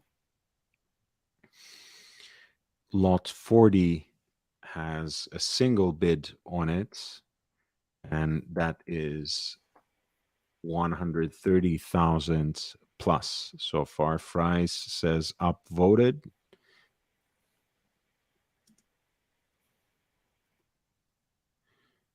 We're still 2 votes away from that 20, which will release Ali from his captivity. So do help him. No, man, I think I got to call it. I'm toast, and I got to make an airport run in the morning too. It's quite all right. I have almost 40 minutes to go in either case. I'm sure someone will bless me with a couple more upvotes and we'll reach that in any way. Ooh, Ali Reza says for the Bulgari extortion. That's what it is, man. That's what it is. 44, 44. Thank you so Yeah, much. one last little, because it's a funny story. Bear is convinced, and he's not actually wrong. He's not entirely wrong. He's convinced that my super chat amounts are Bible verses. Obviously, this will not be. And he looks them up when because I have been participating in Archie streams, which is a whole long story, but he actually looks them up. Right. They Who is are. convinced? I'm sorry. Who thinks they're Bible verses again? Bear. Bear Clooney. Okay. All right. Yeah. So they actually, not 4444, but quite a few of mine actually do mean something. So Bear's on the right track. But I did think that was funny because he'll stop in the middle of RG stream and he'll look it up and he'll read a Bible verse, right? And it's an odd thing to be attributed to me. I've seen stranger things. I mean, I don't know. Do you have to change your name if you were to convert to Christianity? Well, no, it's even worse because I mean, obviously, everybody knows part of my real name is Ali, and Ali Reza. It's just part of my real first name. My first name is much longer than that. But nobody on either side of my family has been Muslim for 9 generations, and I have the most Muslim name. Yeah, it's pretty good. Right. Pretty good. And I was like, I asked my mom and dad, when I got older, like, how'd that happen? They're like, we just thought it was a pretty name. Right. So, but yeah, Bear, I love that Bear in the middle of Pluto's shows looks up Bible verses. I think it's hilarious. So with that, you guys have a good remainder of your show. I'm happy to see you again after my last set of trips. I'm going to be going on some trips again, but maybe I can catch you while I'm on the road. And for those who do not support YB's Patreon, it is worth a consideration. His daily newsletter comes out consistently, highlights 3 to 4 great watches, a little bit of history, and then he has a subscription tier level where you get personal consultation. I've not taken advantage of that yet, but I intend to at some point.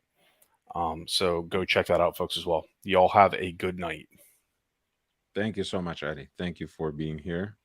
Thank you for your contributions, especially for being on the panel and talking with me about watches, about politics, which involves being vulnerable in some level. So I appreciate that.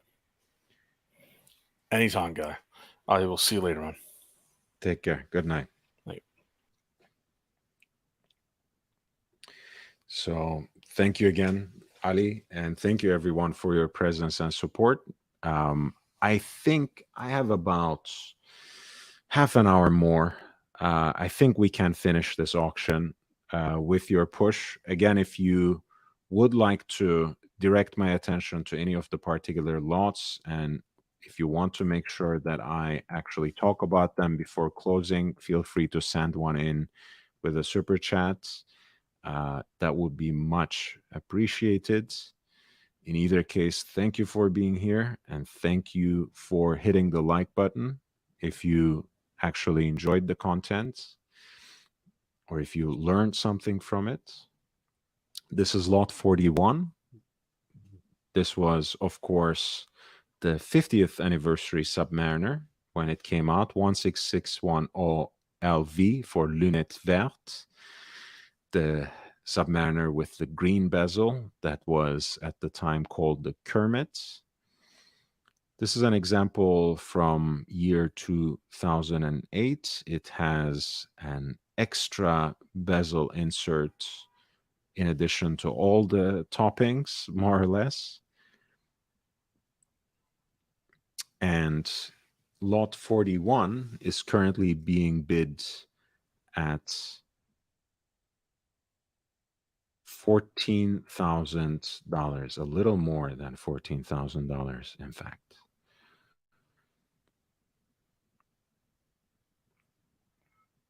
Lot 42 is an Omega Speedmaster with an open-worked dial with skeletonized and engraved bridges, in fact. It's a great look for a chronograph, not necessarily recognizable as a Speedmaster or quote unquote a Moonwatch at this point, but it is a limited edition. 25th anniversary of Apollo 11. I think it's a great looking piece. Not the first thing, not the visual that comes to mind when one thinks of the Speedmaster, but still, I think it's a very attractive watch. It's also in platinum, which makes it quite unique, of course. The clasp, apparently, that comes with it is actually in stainless steel. And with 4 days and 8 hours to go, the bidding currently stands at 24,000 in US dollars.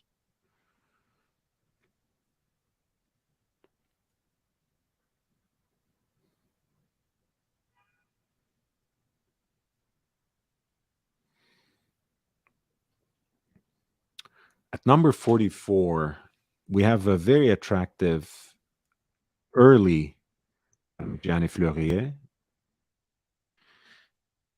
Michel Parmigiani established Parmigiani Fleurier under the patronage of the Sandoz Foundation.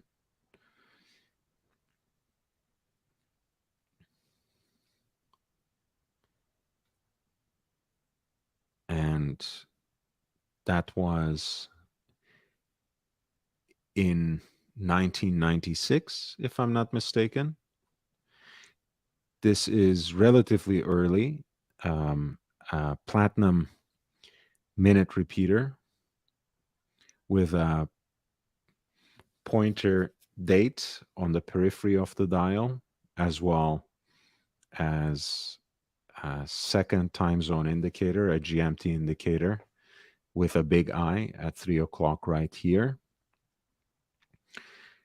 It has a lot of elements that we will come to associate with Parmigiani even today, but certainly in this Toric era, so to speak, the double-stepped bezel with fluting on both is a very nice detail on this platinum watch, and also the spade hands. Of course, the guilloche decorated dial with the barley corn pattern and the Parmigiani Fleurier branding on this plaque that's placed right above 6 o'clock. This is a very unique watch, very rare watch, much like early Daniel Roth. Early Parmigiani Fleurier also is gaining a lot of recognition. It is becoming a certain kind of niche among high rolling collectors. So the prices have been on quite a hike in the last couple of years. This Toric minute repeater in platinum is currently being bid at 40,000 Swiss francs, which is 43,500 in US dollars.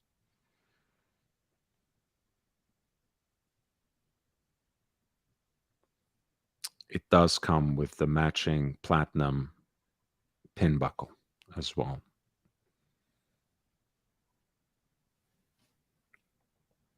The certificate of authenticity, as well as the presentation box, is included for lot 44. Lot 45 is again a Patek that I really appreciate. These were multimeter scale chronographs that were made for the 175th anniversary of the brand in 2014. It has a telemeter scale on the periphery of the dial, pulsometer graduated to 15 pulsations in a concentric circle, and finally a tachometer snailed at the center of the dial. This particular example is in pink gold 5975R with those sharply angular and stepped lugs as well. It's quite a visual delight. I'm very partial to the way gold oxidizes over time. I know not everyone is a big fan. I kind of find it endearing. It can be a turnoff for some. Lot 45, of course, comes as a full package. It's one of only 400. And it is currently being bid at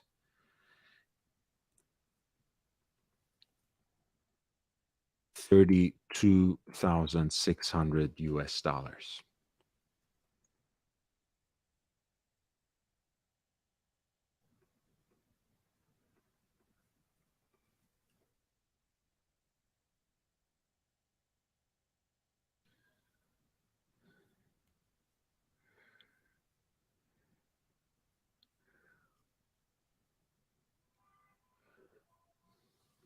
Number 47 is Breguet Tradition in white gold.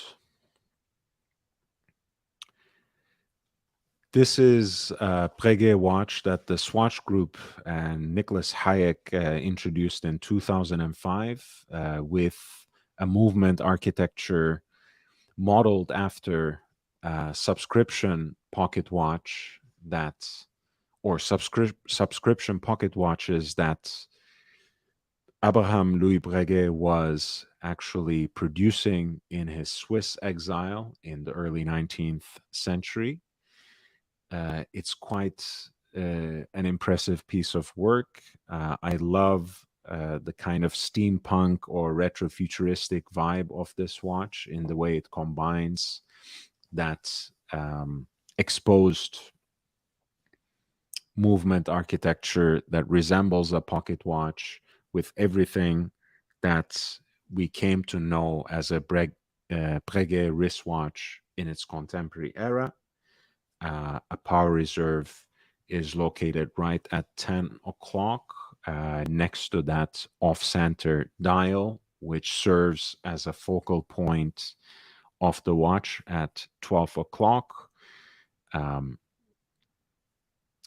It's wonderful to look at the balance wheel and the escapement when this watch is in action. There's also a power reserve indicator on the back of the watch.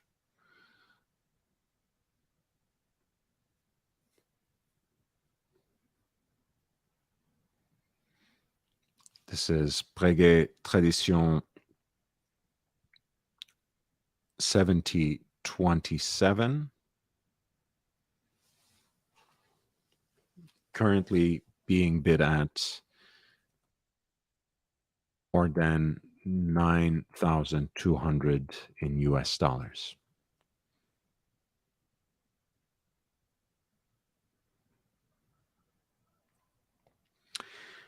At number 46, we have a recent Audemars Piguet Royal Oak chronograph, namely 26240 in steel. This is the 50th anniversary version with the special rotor for that anniversary.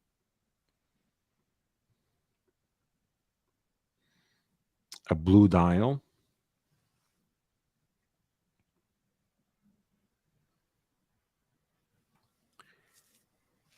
Lot number 46 is being currently bid at $54,000, more than 54,000 in US dollars.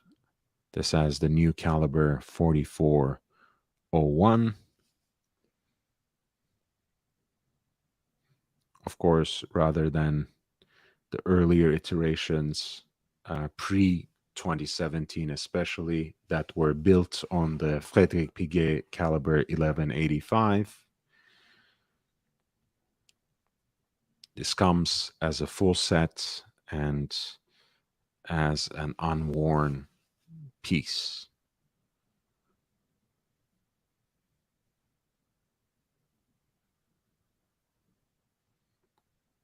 Lot 49 is a limited edition Reverso Grand Taille made with the designer Darren Romanelli. Has this scissor motif on a rather rare black dial for this particular watch.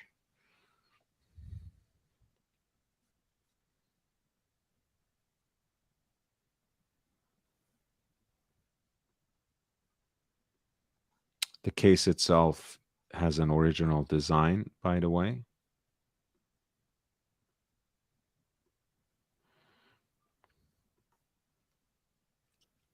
This is actually the 9/7. Sorry, what am I saying? This is the 8-day time-only version of the 8-day power reserve. So the case back has a window which gives you the number of days you have left on charge, at full crank. This movement actually gives you 8 days of power, same movement that powers the Reverso that I have, the Grand Date. In this case, on the case back, you have the initials and symbol of Darren Romanelli as well. Again, this was one of only 50 pieces that were released around year 2000, reference 240814 for lot 49, which is currently being bid at $3,260 US dollars.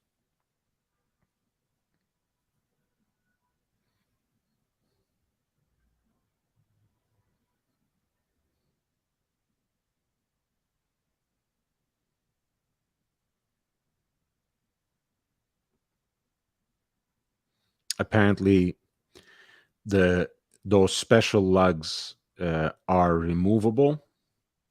So if, in fact, you are looking for the classic Reverso appearance, that is something that can be done. I think it's a beautiful piece, a lovely black dial with silver details. The 8-day movement, I think, is quite an impressive feat. This could be an interesting piece to look out for on this auction. One of only 50. If you actually like the design, it's an extremely wearable piece on a day-to-day basis. The 8-day power reserve Reversos are a nice chunk of steel on your wrist, especially in this case, in stainless steel. And, you know, they have quite a presence, actually, more than what you expect from a Reverso. So they can be perhaps more interesting for people who usually dismiss or who discount the Reverso, who think it's not for them because it's simply a dress watch. So in general, I would highly recommend the 8-day power reserve pieces from the Reverso line by Jaeger-LeCoultre. At lot 50, we have another 50th anniversary Audemars Piguet Royal Oak, again in like new condition with this smoked charcoal dial, the pink gold Jumbo 16202 OR.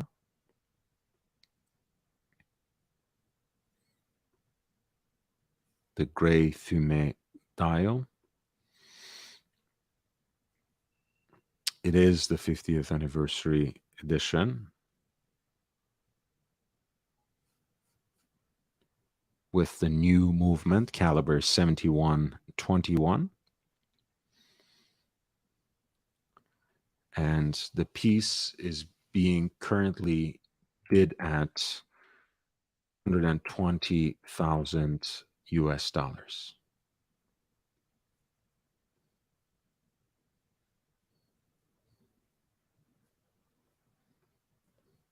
We're slowly coming to the end.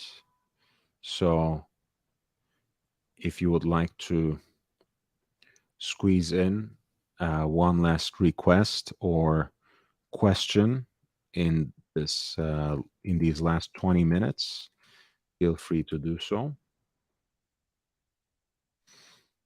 Lot 51 is a 5270G. This is Patek's modern approach to the perpetual calendar chronograph in white gold with those arachnoid, I should say, I guess, lugs, which are also stepped, 41 millimeter case. The day of the week and month is conveyed through two openings at 12 o'clock. Of course, you have the 30-minute totalizer at 3 o'clock, continuously running seconds at 9 o'clock, and the moon phase is lodged right into the pointer date, which is itself at 6 o'clock. Flanking it, you have on the right the leap year indicator, and on the left a day and night indicator. I think with the white dial and the blackened dial fixtures, this is a very versatile watch, especially with these case dimensions.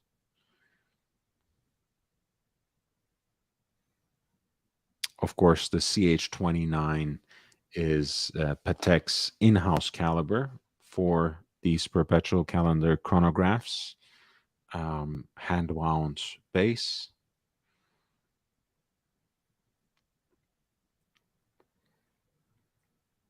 And you have, of course, the solid case back to accompany if you, in fact, want to snap it back on to have a little more substance on your wrist at the expense of the exhibition case back with the sapphire crystal. This piece from 2011 has already attracted a bid, which is a little more than 76,000 US dollars.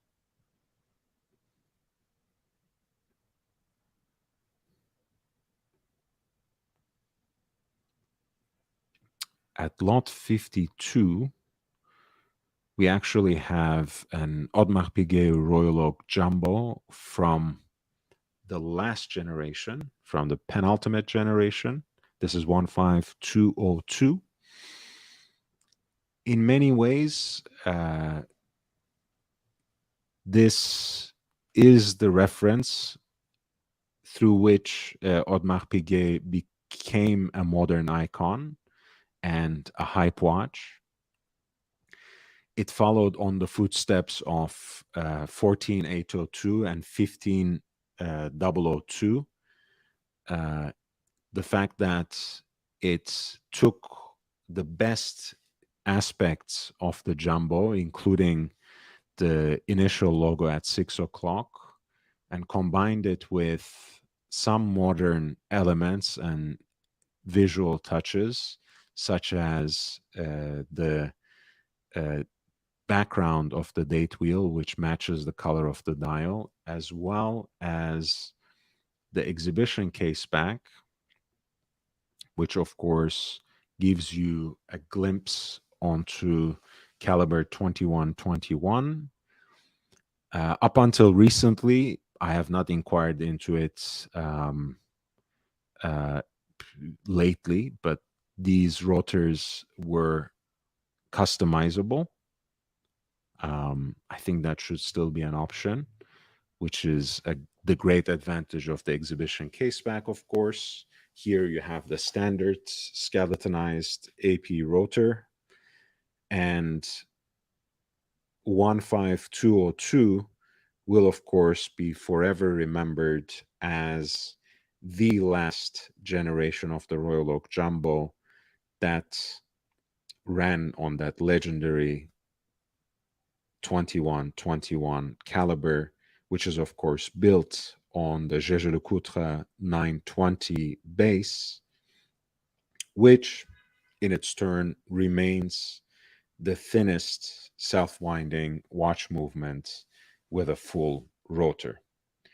So when Audemars Piguet designed a new caliber for the Jumbo for this most recent generation, they actually had to tackle the challenge of fitting that movement into the same case, even though the new movement is a tad thicker than the 2121. They managed to fit 7121 into the case of the Royal Oak Jumbo. Lot number 52 is being currently bid at this auction with more than 4 days to go. The bidding has already reached $54,000 US.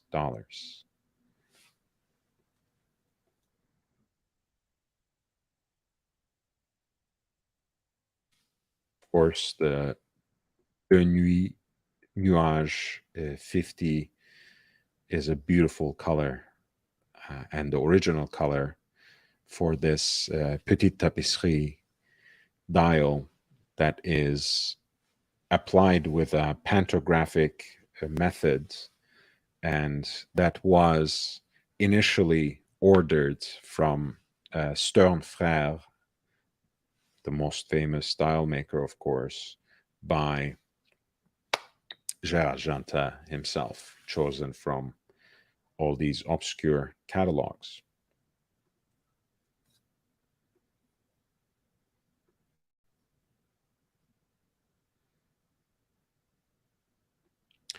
Number 53 is a unique two-tone version of the Nautilus moon phase. Even though people make the argument that 3710, the so-called Comet, with the power reserve indicator right under 12 o'clock, is the first complicated Nautilus. I don't know how to justify that. You know, just having a power reserve indicator on the dial, does that really qualify as a complication? I guess by the dictionary definition, so to speak, having anything more than hours and minutes and seconds counts as such, even when it's just a date. However, I think the 3712, which was the predecessor to this model, 5712, which was introduced in 2005, was the first complicated reverso in earnest. And even if it wasn't an instant commercial hit, 5712 especially, the Nautilus moon phase had its own group of enthusiasts. People loved the profile of the watch, the slickness of the watch, its micro rotor movements, which unfortunately you can't see here because of the service sticker. But you can take my word on it. The caliber 240 base is a marvel unto itself, both aesthetically and you might say also technically, in terms of giving that sort of thin profile to a self-winding caliber. Lot 53 is a unique example of this piece in two-tone on a leather strap, 5712 GR, which has a white gold case with the pink gold porthole as well as the male end links too. This piece has already attracted a number of bids, and bidding has reached at this stage almost 49,000 US dollars.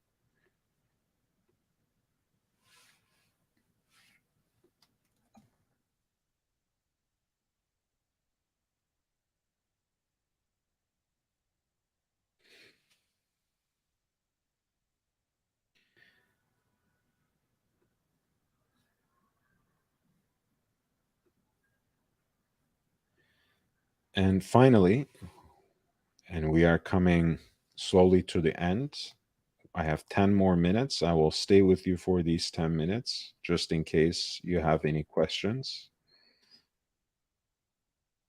But we have first lot 54, which is the last piece that I will present on as part of the ongoing Geneva sessions of Philips Watches online auction. This is Patek Philippe Aquanaut flyback chronograph in stainless steel 5968A-001 from 2018. This is also a piece that has the 42 millimeter case.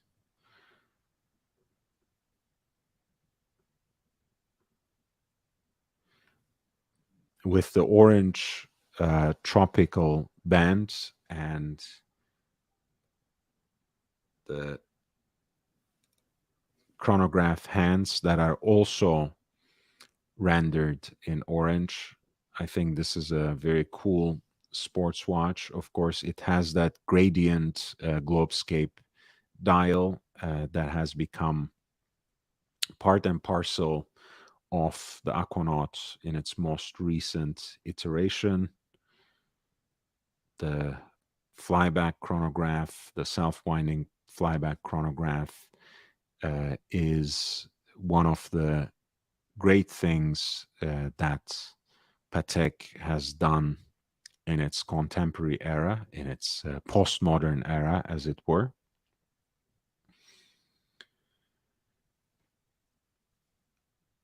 Lot number 54, which is the Patek Philippe Aquanaut flyback chronograph in stainless steel on the orange rubber strap with orange chronograph hands on the dial.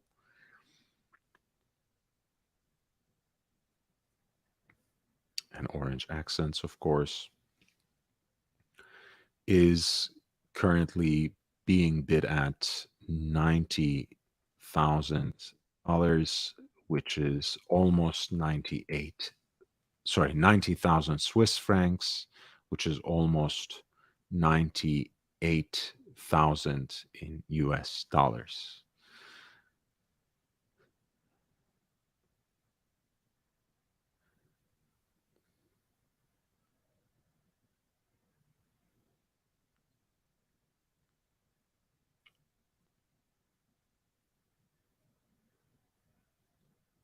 Thank you for being here, everyone. Thank you so much for your presence and support. If you have enjoyed the show, if you have learned anything from it, please hit the like button. It really does help. Thank you also for being such a supportive group of followers, such a great audience to my host earlier today. when I was talking with Bill Sanders from Watch Artside channel on the Daniel Roth brand and the recent developments in terms of its revival by Louis Vuitton under the auspices of La Fabrique du Temps.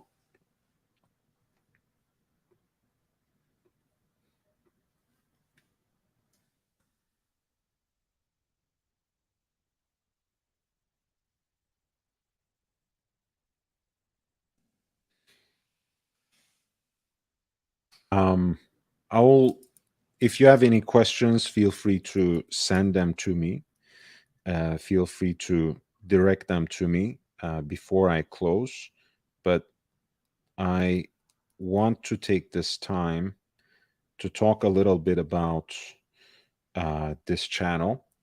As you know, this channel is purely dedicated to our shared passion of wristwatches specifically, and everything that is related to the junction of wristwatches and lifestyle.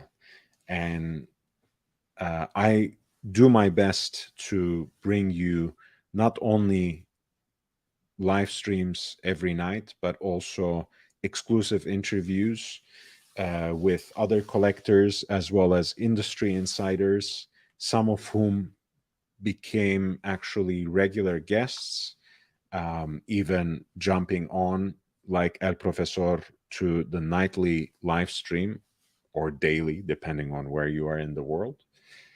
It is a wholly independent platform, which means that I'm not beholden to any industry interests. I'm not paid by any big brands or luxury conglomerates.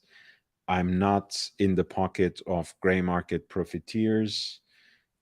I'm not associated with anyone, which means that I have the complete freedom, autonomy, and direction in conveying my passion, my judgment, and my informed perspective. I've been in this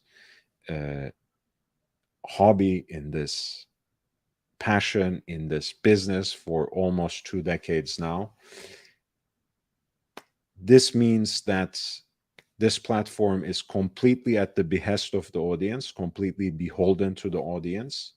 So it really keeps the lights on. The super chats, the contributions you send with PayPal, with the Cash App, and when you sign on Patreon. The tiers are pretty self-explanatory, but there's an option there that's purely for contribution and support for the content that I already create on YouTube and on Instagram.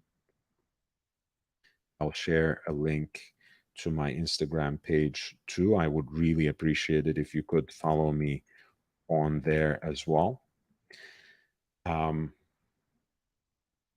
And it also has a tier, which is pretty standard now, that's called Insider Circle, in which I share on a daily basis at least 3 watch deals that I curate from online resources. And I have recently started supplementing those links with exclusive videos where I go into my reasoning in choosing to focus on that particular design, on this specific brand, or on that kind of complication. I talk about each and every choice I made. So these deals oftentimes present value propositions in and of themselves. But even if you are not necessarily interested in everything that I sent to your mailbox, now with the help of the videos, it becomes really an informative and educational journey. And it opens another channel of exchange that is pretty exclusive and that's much more personalized between you and me. So feel free to sign up there.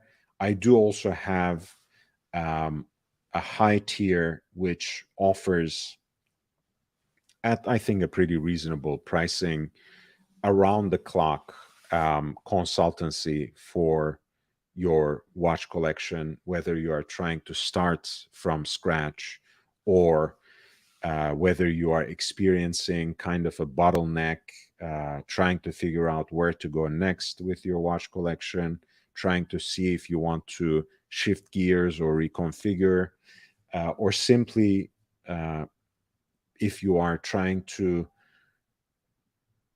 figure out where to get your next watch with the best deal possible. I'm always there to help you. And anything you do on Patreon, anything you contribute on Patreon comes back to you directly there for the services you sign up, but also here in helping me sustain this channel on an autonomous basis, and increasingly with more quality content and with simply more content. Over the year of 2023, I will become more and more active on YouTube and on social media. And I hope you can help me take it to the next level. If you're enjoying this kind of content, the interviews especially are a great way to share it with others. Send it out. Please do share it with your friends, with your loved ones, with all the watch enthusiasts in your life. I want to reach 5,000 subscribers sooner than later. It might look far away now, but with your help, I have reached 1,000, which just yesterday, honestly, was seemingly impossible to me. So thank you for your presence and support. Thank you for your interventions, your questions and comments and contributions in the chat, especially to Alireza and Jake Brooks for their super chats. Full on John, of course. Thank you so much. I really, really appreciate all of you.